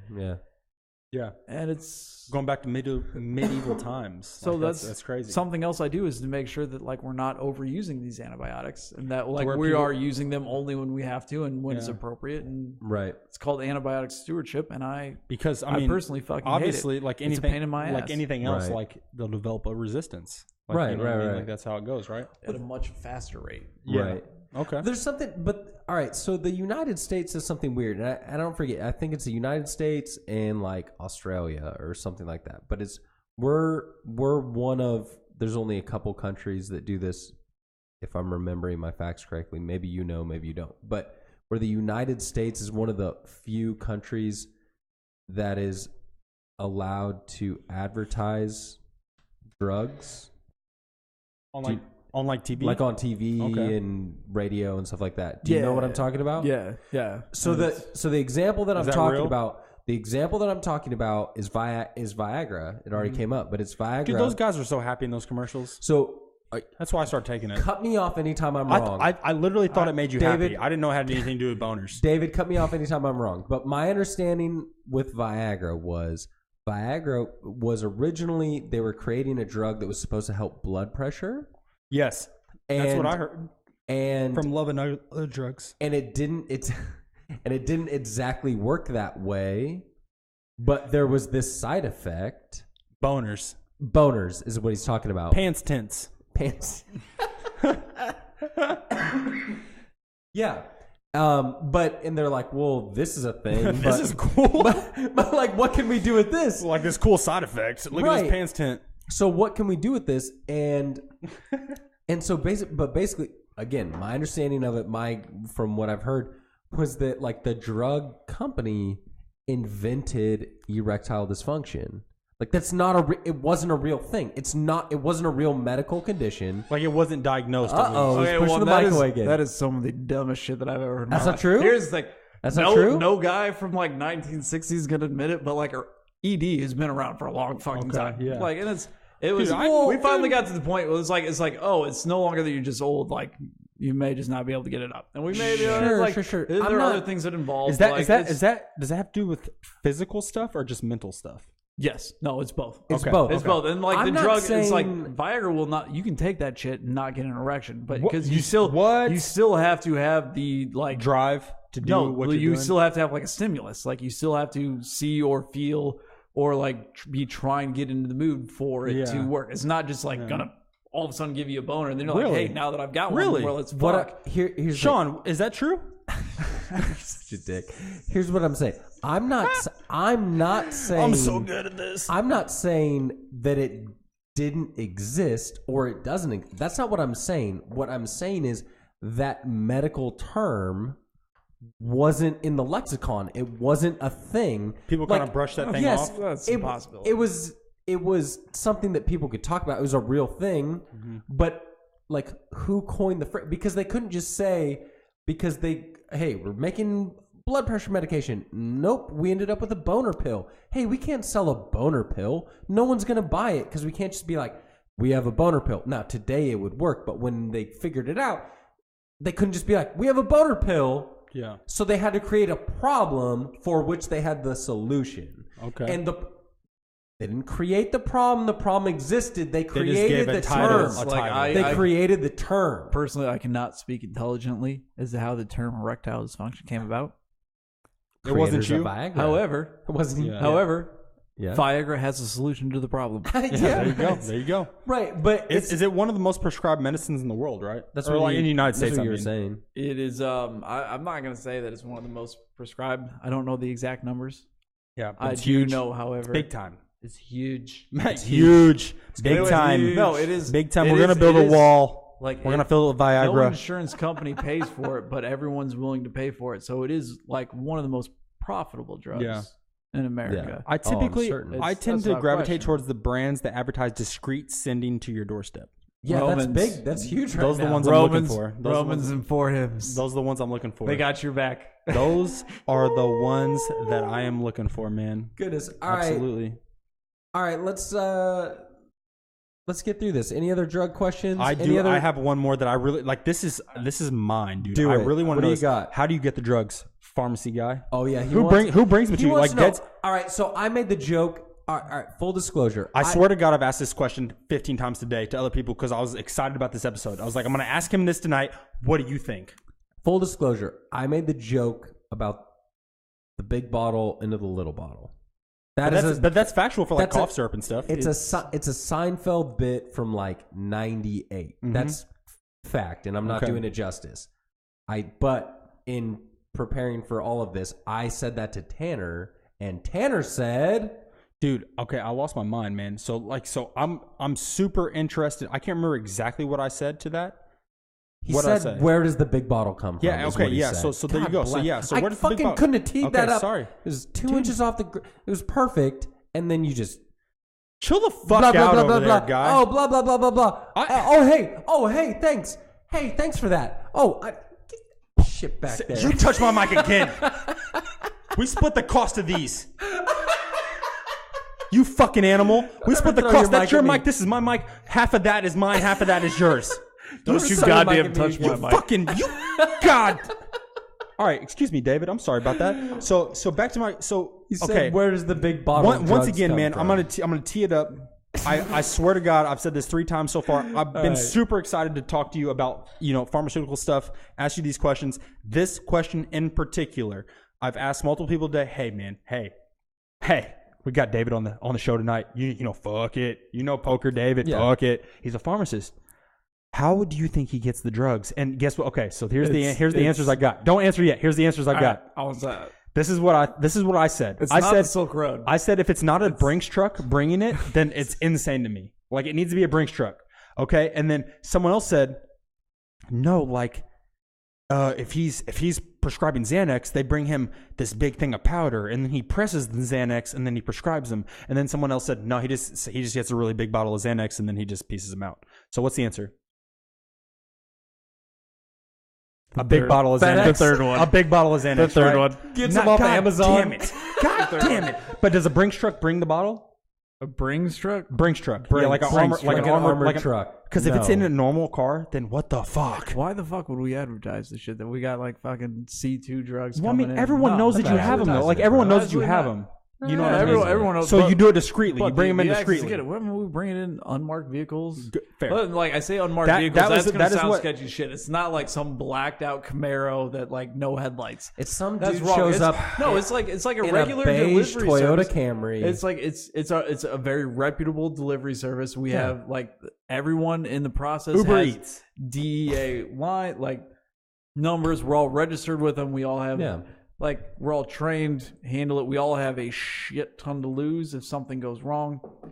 So it's all very well protected. Okay. But, I mean, it's not like homeboys walking a bag of Norco to the fucking door packing heat. No, it's like, it's locked up, it's protected, everything's accounted for. And then, like, literally, once though, unpacked, you say locked up. I'm telling you, man, I'm interested to the point, like, it is locked up in what? Like, it comes in a case, it comes in a briefcase, it comes in a bucket, it comes in a crate. Yes, no, it comes in a briefcase. Absolutely. Dude, no, I don't know how you knew that. It better. Fucking no one has ever figured that out before. Handcuffed someone's wrist. Okay, you said you clock in at 11:30? Yeah. What time do you get off? You're fucking crazy. What time do you get off work? As soon as I can. Okay, so he gets off work. So we know he's second shift. We know he works at 3:30 p.m. So at 3:30 p.m., I want someone to show up and you say, "You got the stuff?" And then he says, not going down. "Has a handcuffed on his wrist. Sorry, no, I got the stuff." If anyone ever, dude, that is how because you don't know. If anyone shows up at my farm and says, "You got the stuff," I tell them to fuck off and I call security. Period. Yeah, I got the stuff. Not for you, druggie. Period. I pull alarms. No, that is fucked up. I do not tolerate that kind of behavior in my pharmacy because crazy people do crazy shit for what is behind those doors, and I'm not running any kind of gambit or any kind of risk. Okay, like, all right. So back to what I said about the Brinks truck. That was my thought. Like I know that the world that we live in, drugs are more valuable than money. Okay, drugs are more valuable. You say that, but you're trading drugs for money. I mean, it's the same thing, except for people will do more for drugs, I think, than money because you're addicted to it, right? Have you met the mob?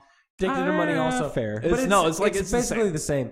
But yeah, okay. We'll call it the same then. But I'm saying that's basically the same. But yeah, I get what you're saying. What I'm saying is it needs to be protected because you have some like zombie ass characters. Like I got you. Where are we at? No, it's like we have like that's the thing is like I'm trained for that. But like I have training for it, and I know exactly how to respond and exactly how I'm not going to say it here, obviously, but like there are precautions for all this, and there are outcomes for any time for those of you curious. But I think what he's saying, under the counter. I think what he's saying. I think what Tanner is saying is, you don't know.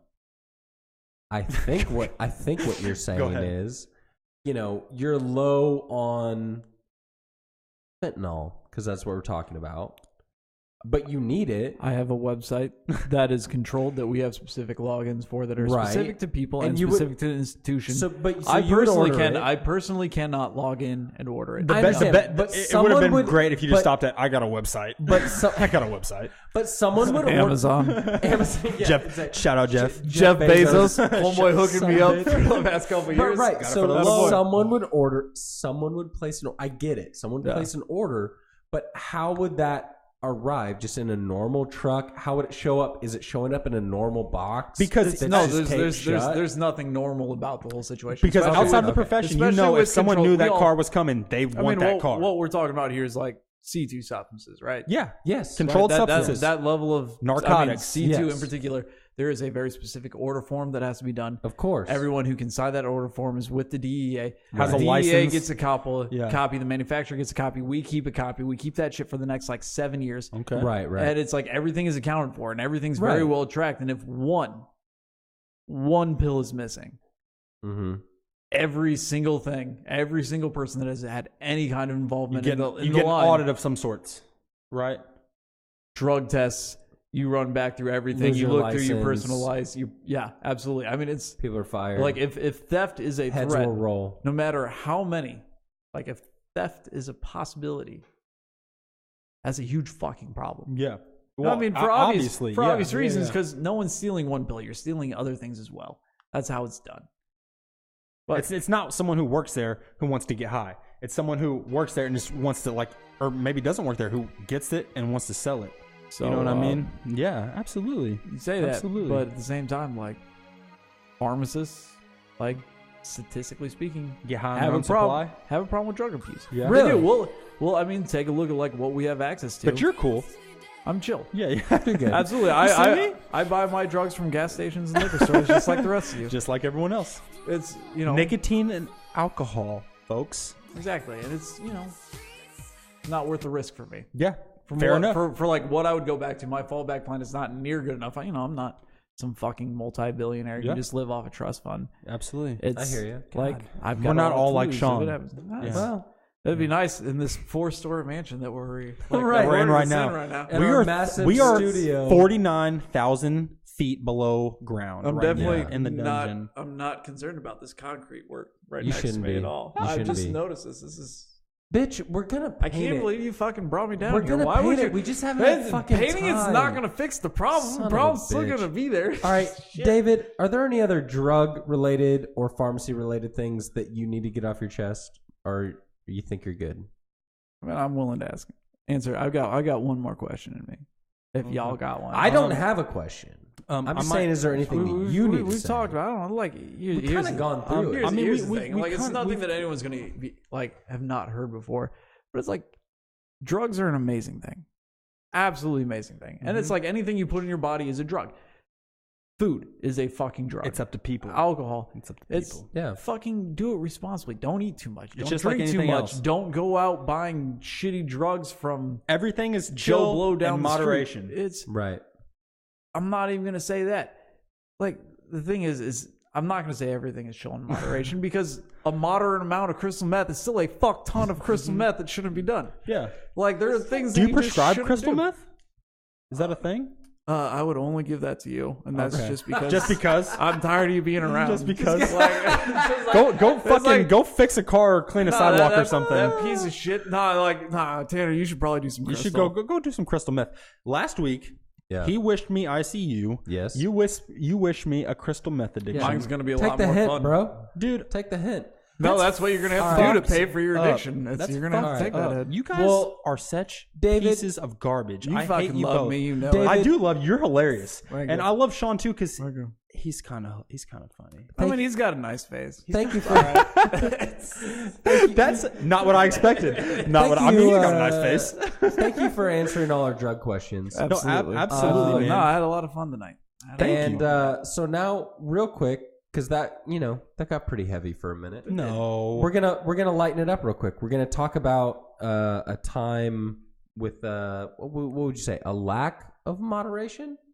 okay. A lack of moderation, A lack perhaps? of moderation. Maybe that's what we'll call it, a lack of moderation. It's not Tanner's freshman year of college, is it? Because that's ugly. You don't want to go back to that shit. It was We ugly. did that. It was ugly. We already did that. Oh, Did you hear that? did that? Did you not hear Why that? would you do- No, He hasn't heard it. Oh, we already talked about We that. did it, and it You was gotta tune ugly. in. It was ugly. Tanner's life No, is we're- ugly now. it's I was just like, ugly fucking- now. We're not doing that. Dude. So I'm Why gonna- must you remind me? Okay. Because honestly, right. you fucking deserve it. You deserve. I deserve. So I do. real I quick, deserve it. I real deserve quick, it. before we sign off, I'm gonna share a drunk tale with you. You don't even drink, you fucking bitch. Give me what's the thing? Drunk tales. They don't No. come in a jar. There. Drunk What? tales come from who you are. I just Are changed you the ripping pitch. off of DuckTales right now? Is No. that what this? That Okay, sounds a lot originally like a DuckTales I was theme going song. for He was going for DuckTales. and that's what he started. You're to do. 29. Do you remember Bug Juice from Disney Channel? Bug Bug- Juice. It doesn't come. It was like a reality show about like a camp. Like I'm just gonna stop fucking talking to you. No, I don't remember that shit, man. Like we didn't have that kind of TV until I was in high school. No, I don't fucking remember. God damn.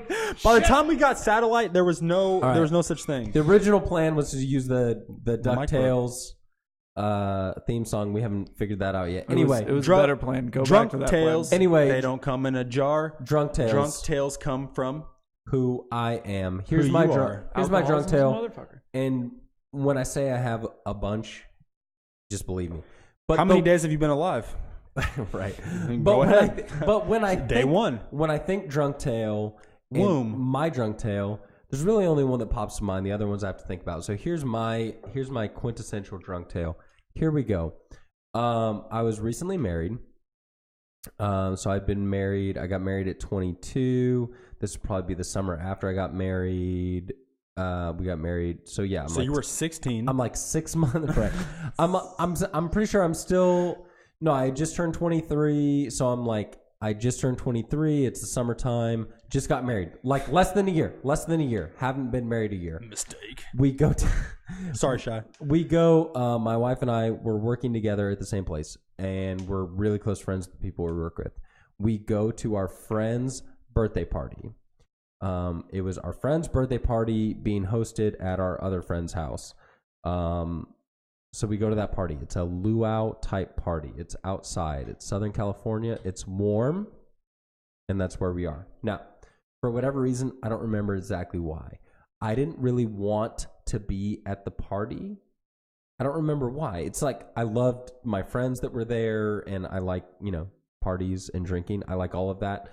But for whatever, it was like I was tired. I'd worked like 80 hours that week. I don't remember why, but I didn't really, I wanted to go, but I didn't want to be there long. Okay. My wife was in the same exact boat. Okay. We're not there that long. We're not there that long at all. And my wife goes, okay, like, I'm going to go home. And I'm like, what? And she's like, yeah, I need to go home. Sean, why did you stay? So I stayed. But no. Why did I say? No. Why'd you stay? I'm going to tell you why. Because she told me to stay. Oh, okay. She said, I need to go, but she was just, you're going to stay, right? Like the average woman, she's just trying to trap you. No. It wasn't a trap. It was like genuine. It was like the couple of Sean and Cheyenne, the married couple of Sean and Cheyenne have to be here, but that doesn't mean we both have to be here. Like you can be here. You're Jim Halpert, but Pam's at home with the kids. Cheyenne's the trap queen. She didn't want to be. She didn't want to be there. Trap queen. So she went home, but she was like insisted on me staying because I had to like be there to be like, we're here. You have to tell a story, take a picture, do a funny thing, exit. But the thing is, like, I didn't want to be there. And I was a punk ass bitch. I'd only been married a few months. Yeah, go figure. Some things don't change. Punk ass bitch. I hadn't been married that long, and I'm like, what? Like, I didn't want to be there either. I'm a bitch. Yeah. And then I thought like she left, and I thought she was like mad at me, and then I was mad because like, why are you mad at me? I'm mad at you now. And then I was like, you know what? Fine, you're gonna leave me here. Whatever. You know what I'm gonna do? I'm gonna get wasted. That was my thought. And so what I did was, and this is always a mistake. If you're listening, this is always a mistake. If you're ever trying to get drunk, stop, because it's a mistake. Don't try to get drunk. Don't ever try to get drunk. Don't ever try. I don't know why I came here tonight. Yeah, I thought that was the point. I'm telling you right now, if your goal is to try to get drunk, if you like, being drunk is a byproduct of a good time. That's just what happens. Okay. It's what happens. But if your goal is to get drunk, it always ends in tragedy. That's a fact. I'm going on the record. That's a fact. It always ends in blackout. Alcoholism. So, exactly. So here's number AKA case point right in front miscellaneous of you. bullshit. So here's what happens. Miscellaneous so here's bullshit what podcast. happens. Number one problem. I'm trying to get drunk. I was trying to get drunk. That's the first problem. Good for you. Number two problem. Our good friend Jess. It was not her party. She was hosting the party. Jess, listener to the podcast, great friend of ours. She's coming on someday. She made her sangria, in quotation marks, air quotes, sangria. Her vodka Kool-Aid. Dude, it's jungle juice is what it is. Vodka Kool-Aid. She calls it sangria. That's bullshit. Riot punch.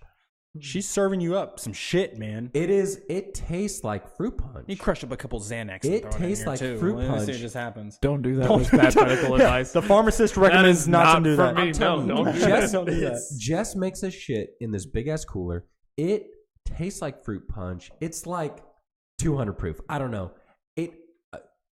I've witnessed multiple people being floored by this. So it was 100% alcohol. No, it's not 100% Okay. alcohol. I'm It was exaggerating. It was like 181. Let's be honest. yeah. I'm exaggerating. What I'm saying is it's incredibly strong. Yep. And it tastes like candy is what it tastes Ooh. like. So here's what's working against me. Twizzlers. 3 things. 1, I'm trying to get drunk. 2, what I'm drinking is this poison Concoction, voodoo concoction. Absolutely. 3, your wife left you. Problem number 3, and I brought this up before. Problem number 3. You got no drive in life, motherfucker. I'm gonna You got no drive. I'm gonna say it. I'm gonna say it. Maybe you guys know what I'm talking about. Maybe you don't. I could not, for the life of me, keep track of my cup. Yeah, dude. Have you been there? Been there. Yeah. Okay. No, it's St. Patty's Day, right? 'Kay. Marks, and then I don't So, pick up any random cups. I That's how I got- get roofied. So I got a cup. Been there, done that. Great time. I got a cup. I filled it up. I'm trying to get drunk. I'm drinking it. I set it down. I turn around, talk to someone. I go back, look for my cup. It's not there. And then I go, guess I need another cup. And then you go, how much did I drink out of that cup that I just poured? Did I drink a little bit? Did I drink all of it? So the legal Did I answer, drink you half didn't- of it? You didn't drink any of it. You didn't drink any of it. You didn't have any of that You beer. don't know. Exactly. You So knew I'm it. just like, I put my cup here. I don't know. It's gone. I knocked it over. I don't know. And then I grabbed another one. And that happened multiple times, multiple times, to the point of where it's like, how much did I drink tonight? I don't know. You got to do the marks, and every time beers, you get a new one. 8 beers and then 13 half beers. Literally zero idea. And so what happens is I'm so blitzed out of my mind. I'm sitting in a chair by myself. It's like outside. We're outside. Yeah. Our friend, she had like a couple acres, like a little bit of land. And I'm sitting outside by the fire, and I get the spins. I go, uh-oh. And the only thing I think in my head is like, I know I'm throwing up. That's gonna happen. Oh, that's the It's best. just it's a So countdown. good. So good. Like once you commit to it, it's not Yeah, so bad. it's like not you just so get bad. it out and like you burn through that shit. Because you get know some you're gonna boot and rally. endorphins, You're get gonna a little boot and bit- rally. But You two, get, not even that. Like you get some serotonin Yeah. back in you. Like the science of it, like it makes sense. It's Like a- throwing yeah. up's not so bad. But it's not. It's like, good. Do that shit. but good two, I'm like, there's no way. Like, It's like I'm a not, forest fire. I'm It's not going. cleansing. I'm not going in the house. It's not that kind of thing. But I need to get away from everyone. So I just start walking. You bush crouch. Bush crouch. Sorry. I start walking into the darkness. I'm just walking. Yeah, I've been through depression too. I understand. My man. goal is- that's usually what ends up with My goal alcoholism. This is how it starts. My I think goal we need is to talk. sorry. I think we need to talk off air. Shit, like Okay. yeah, man. Bro, My I goal got is- you. We got my drugs goal for that is- shit. I got you, bro. My goal is get as far away from everyone else because I'm not trying to put this shit on display. I'm just trying to get away from everyone. You sure know? you weren't raised Mennonite? I'm trying to get away from everyone. So I'm walking out into the darkness and I fall down and then I'm throwing up. It's bad. I'm throwing up. Like were on you the at least ground? like aiming away, or was more like your face down in the It dirt did- and just Face in the dirt, No. throwing it up. didn't get on me. I went down like all fours, but it's like I wasn't like throwing up on myself, Okay. but I was kind of laying on the ground throwing up. Okay. Anyway, and then I end up, I may or may not have been laying in the dirt for like, I don't know, 30 minutes, 45 a nice minutes, little nap. an hour. Yeah. I didn't. I can respect I didn't it. fall asleep, but I'm Ain't just nothing there. but a thing. It was you know? smart. And then I Smart have good move. friends. They come out. They're checking on me. They're like, "Hey, okay," and I'm like, "No, I'm good. Just stay away from me." Please like, leave me alone. No. But just like, no, you're good. We get it. But I'm also, not here trying to maintain right now. Okay, please leave me alone. But also, like, you have to come in closer to everyone else, so, to make sure that you don't die. And I'm like, okay, great. So they bring me in. They roll you. I walked ish, but they had the kid gloves. Yeah, They're yeah, walking absolutely. me, and they walk me in there, and I'm on the outskirts. There's a fire. I'm on the outskirts of the fire. I'm there. I'm close, so everyone knows that I'm not dead. Yeah. But I'm trying to still be away. In the fetal position. No, I was. You was sprawled the fuck out. Let's be honest. We all been there. It may have been the fetal Feeling position, it. but I was definitely laying down. He was ready to be taken advantage I was of. definitely laying down. Just do it. And then my friends, ironically, the friend who was hosting the party and the friend who the party was for came to get me. And they're like, okay, we're going to take you home. And I'm like, okay, The great. old gangbang. Yeah. Understandable. Absolutely. Eiffel Tower. So I sit up, and then I'm throwing up again in the dirt. And so that's what's happening. And then it's terrible. So they take, and they're being very sweet while I'm, being a complete clown because like, what's wrong with me? They drive me home. I only live like, the funny thing is I only live like half a mile away. A walkable distance. Yes. We walked there. Been there. We Oh, walked okay. there. There you go. We walked there. So they take me home. I go into my home, into my residence. It's kind of like an apartment situation, and it's a weird thing. I won't get into the whole thing, but kind of like an apartment situation. So we all lived like kind of right there. Okay. But they get me like to my door, right? Like, you're good. You're good. Above and beyond, good friends. Put the key in, bitch. The best, fucking fall over. The best friends. Literally, because what you do at that point is you open the door, you push them in and shut it. So I go in. So I go into my home. I walk in the door. I am. My new wife is asleep in our bed. I've been laying in the dirt, for I don't know, hours at this point. Probably throwing up. Like, I'm a disgusting mess. My wife, absolutely, my newlywed, beautiful wife, is a piece of garbage. She's asleep in bed, and I'm like, dude, I cannot just like get in bed. Yeah, I can't just change and get in bed. Like, that's just drag her into the shower with me. No. Some baller move, get her in the shower. That's not what happens. Hey, babe. So I'm like, I need to need to take a shower. I need to get clean, and then I'm gonna go to bed. So I go into the bathroom, and I start the water, and I'm like, I'm gonna take a shower, and then I'm like, while I'm struggling to stand up, I'm like, I can't stand up. You take a bath. I'm gonna take a bath. A bower. So a shaft. So I'm like, any of the two. I'll just take a bath. There. So I get in. I love it, dude. So it is great. It is great. Favorite it is great. move. Floating in the water and getting hit by water, it feels good. No, I didn't even do that. The water wasn't coming down from up high. I just drew myself a bath. I get in the tub. I rest back in the tub, and I'm like, did you have a bath bomb? And no. Okay. And I go, interesting. And like, I want to say like the last thing I thought was like, yeah, like this is good. There's something like that. I keep bubble bath for this exact. It was something like that. Exact It was like, occasion. yeah. It happens. When I get too drunk, bubble bath. It's like, yeah, it's a dope situation. Bubble It's bath, like- a couple candles. Yeah. I feel sexy as fuck. That's great. This is right. You know how sexy I feel right now? So that was like my shit. So that was like my last thought was like, yeah, like this is good. And then that was the last thing. And it was, man. That was the last thing I thought. You were killing it. You were killing it, Sean. And then I woke up to this. You're gonna fucking die. You're gonna drown. Yes. less articulate. It was a scream. It was a scream. And a door slam. Wait, she just shut you in? Scream and a door slam. So here's what happened. It was a scream and a door slam. So here's what happened. Passed down the fucking bathtub. I passed out in the bathtub. No question about that. I literally passed out in the bathtub. You're a fucking moron. My wife is wakes wrong up with you? at like 4:30, 5 a.m. I'm not in bed. You're supposed to tell people I hang out with you? I'm not in bed. She checks her phone. Texts? None. Calls? None. I'm not there. And Guy in her bathroom dead? And she's like, what in the world? And she texts me, no response, calls me, no response. And then, she gets up from the bed. She walks into the bathroom. And she probably just it was 2 a.m. She just wanted to urinate. Yeah, she just had to be. No, it was like 4 a.m. And she just opens the door to see me just sprawl down the tub. And she just screamed and slammed the door. God. That's all. Like, did she call the cops?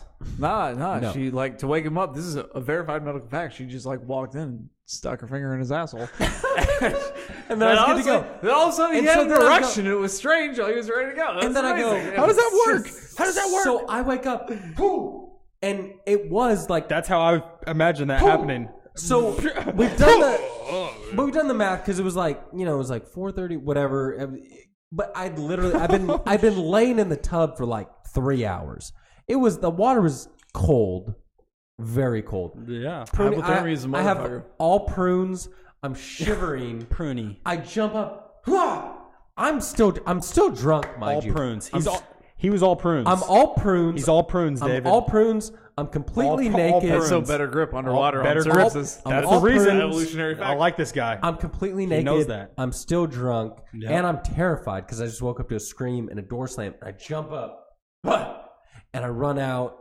And, you know, I find my wife in the living room, and she's, you know, she's hysterical because she's terrified. Well, and she she's just saw you naked. It's understandable. I'd be terrified too. First time ever. And that's how Sean got divorced. And that's how Sean got divorced. So anyway, yeah, that's the story of my first marriage. Oh my That's God. also how he lost his virginity, but we'll go into that half the story later. It was crazy.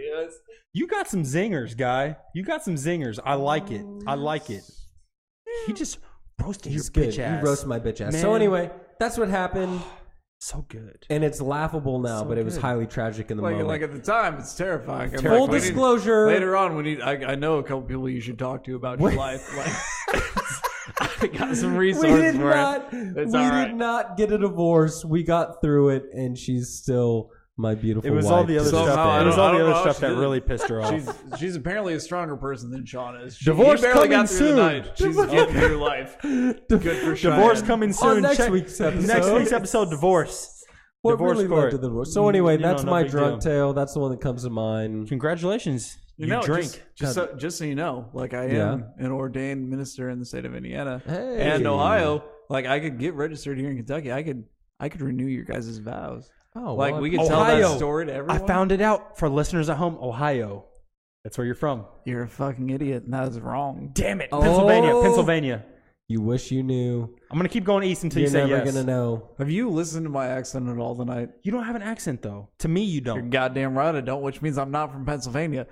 So You dumb son of a bitch. So you're from... Well, it's a tune in little next week. little town up in Alaska called Fuck Yo Mama. Oh. Hey, she's going to hear that. All right. She's going to hear that. I'm sorry to Karen. Yes, Karen. Karen. Honestly, I'm sure you're lovely. She's really nice. Tanner, however, is She a is piece really of shit. nice. Sean, I don't know what happened. Sean trolled her on Facebook today, so this is what Sean did. Or maybe not today. Oh, Maybe it was like I didn't know it was yesterday. today. So my mom, she's 50-something, and she uses Facebook like a 50-something, right? So she she's posted like, right she up posted my alley. I love it. She posted like a picture, and it was like, I'm your friend, basically. I'm not going to copy and paste your fucking statuses. And Sean was like, copy and paste if you agree.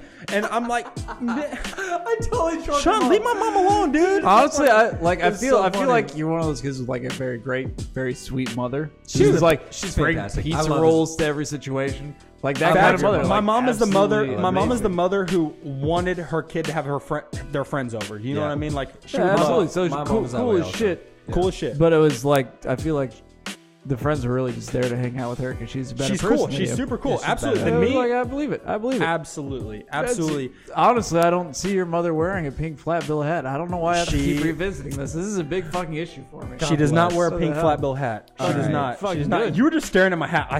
Meet my No, it eye line. bothers me. Meet my eye line, David. He's not gonna look Okay, in your meet my eyes eye when you're line. wearing that hat. Your eyes are Look, not near as entertaining All as right, that flat David. bill. David, It's all good. it was truly a pleasure A and an pleasure. honor to have you here. Thank you. Thank you for We're, having me. I we're had a definitely great gonna do time. this again. Pleasure. I'm in. Was I'm it in. fun? Absolutely. Tanner's on the fence because you just slammed his hat, but no, he's there. He needs it. It was He's fantastic all right. to have you. Thank you for Fair coming enough. on the show. Thank you, sir. Thank you. Once We're again, gonna- I we'll kind do of it mentioned this again. earlier. This We'll is like do the it first again real sometime. conversation we've ever had. Like the first real No, it's conversation me fantastic. and you have ever had. That's It's true. fantastic. It's true. That's true. It's true. Reminder to I everyone. hate you that much more. Check us out. Honestly, I don't blame you. It's fine. I understand. After the I hate you conversation, too, it's fun. Tanner. It's all good. Check us out Sean on is on the fence. Instagram at MBPod and on Twitter at Podcast Bullshit. Podcast bullshit. Best Also, Twitter handle ever. If you subscribe to us in Apple Podcasts, it Which really you helps us don't. out. So you should. So you should. Really helps us out. Helps us keep doing this thing. And if you want to leave a review, Yeah. I'm sure it'll hurt, but it can only help. So It's only ahead going and up do that. from here. It's not. go a ahead and do problem. that. It's only down from here, guys. And with that, I believe Tanner's ready to take us out. So Tanner, if you're familiar with the show, typically I joke around, but I'm going to give you some real inspiration, okay? Okay. It is better to stay silent and let people think that you're stupid than to open your mouth and prove that you're actually a fucking moron. You know what I mean? So that's advice from me, actually. That's advice from me to you, Sean. thanks. After this ignorance that you displayed said- today who- tonight about Mennonites, Who said that and fucking everything, quote? I read your computer. Who said that fucking quote? Kim K. Yeah. So let's just keep that in mind. Let's have a little dose of realism. Kim K. The only, Does the it- only does it reason, fit? Does it the fit? only reason she's famous is because she opened her mouth for Rujay. Let's be honest. Yeah. Like And she that knows- and she knows- negates the entire And quote. she knows what she's talking about. It applies. It applies. It applies. Man, cut my mic like that. I don't know that you're ever coming back from that. Don't you ever cut me still off up. like that. Anything, don't you ever cut me off. You have any last word? I think you cut my headphones off. Nope, not yet. Shit, maybe not. Anything else? Any last words? God bless. My name's MCT. I'll tell you what. I'm coming live from the 812. I'm about to spit some flames on you.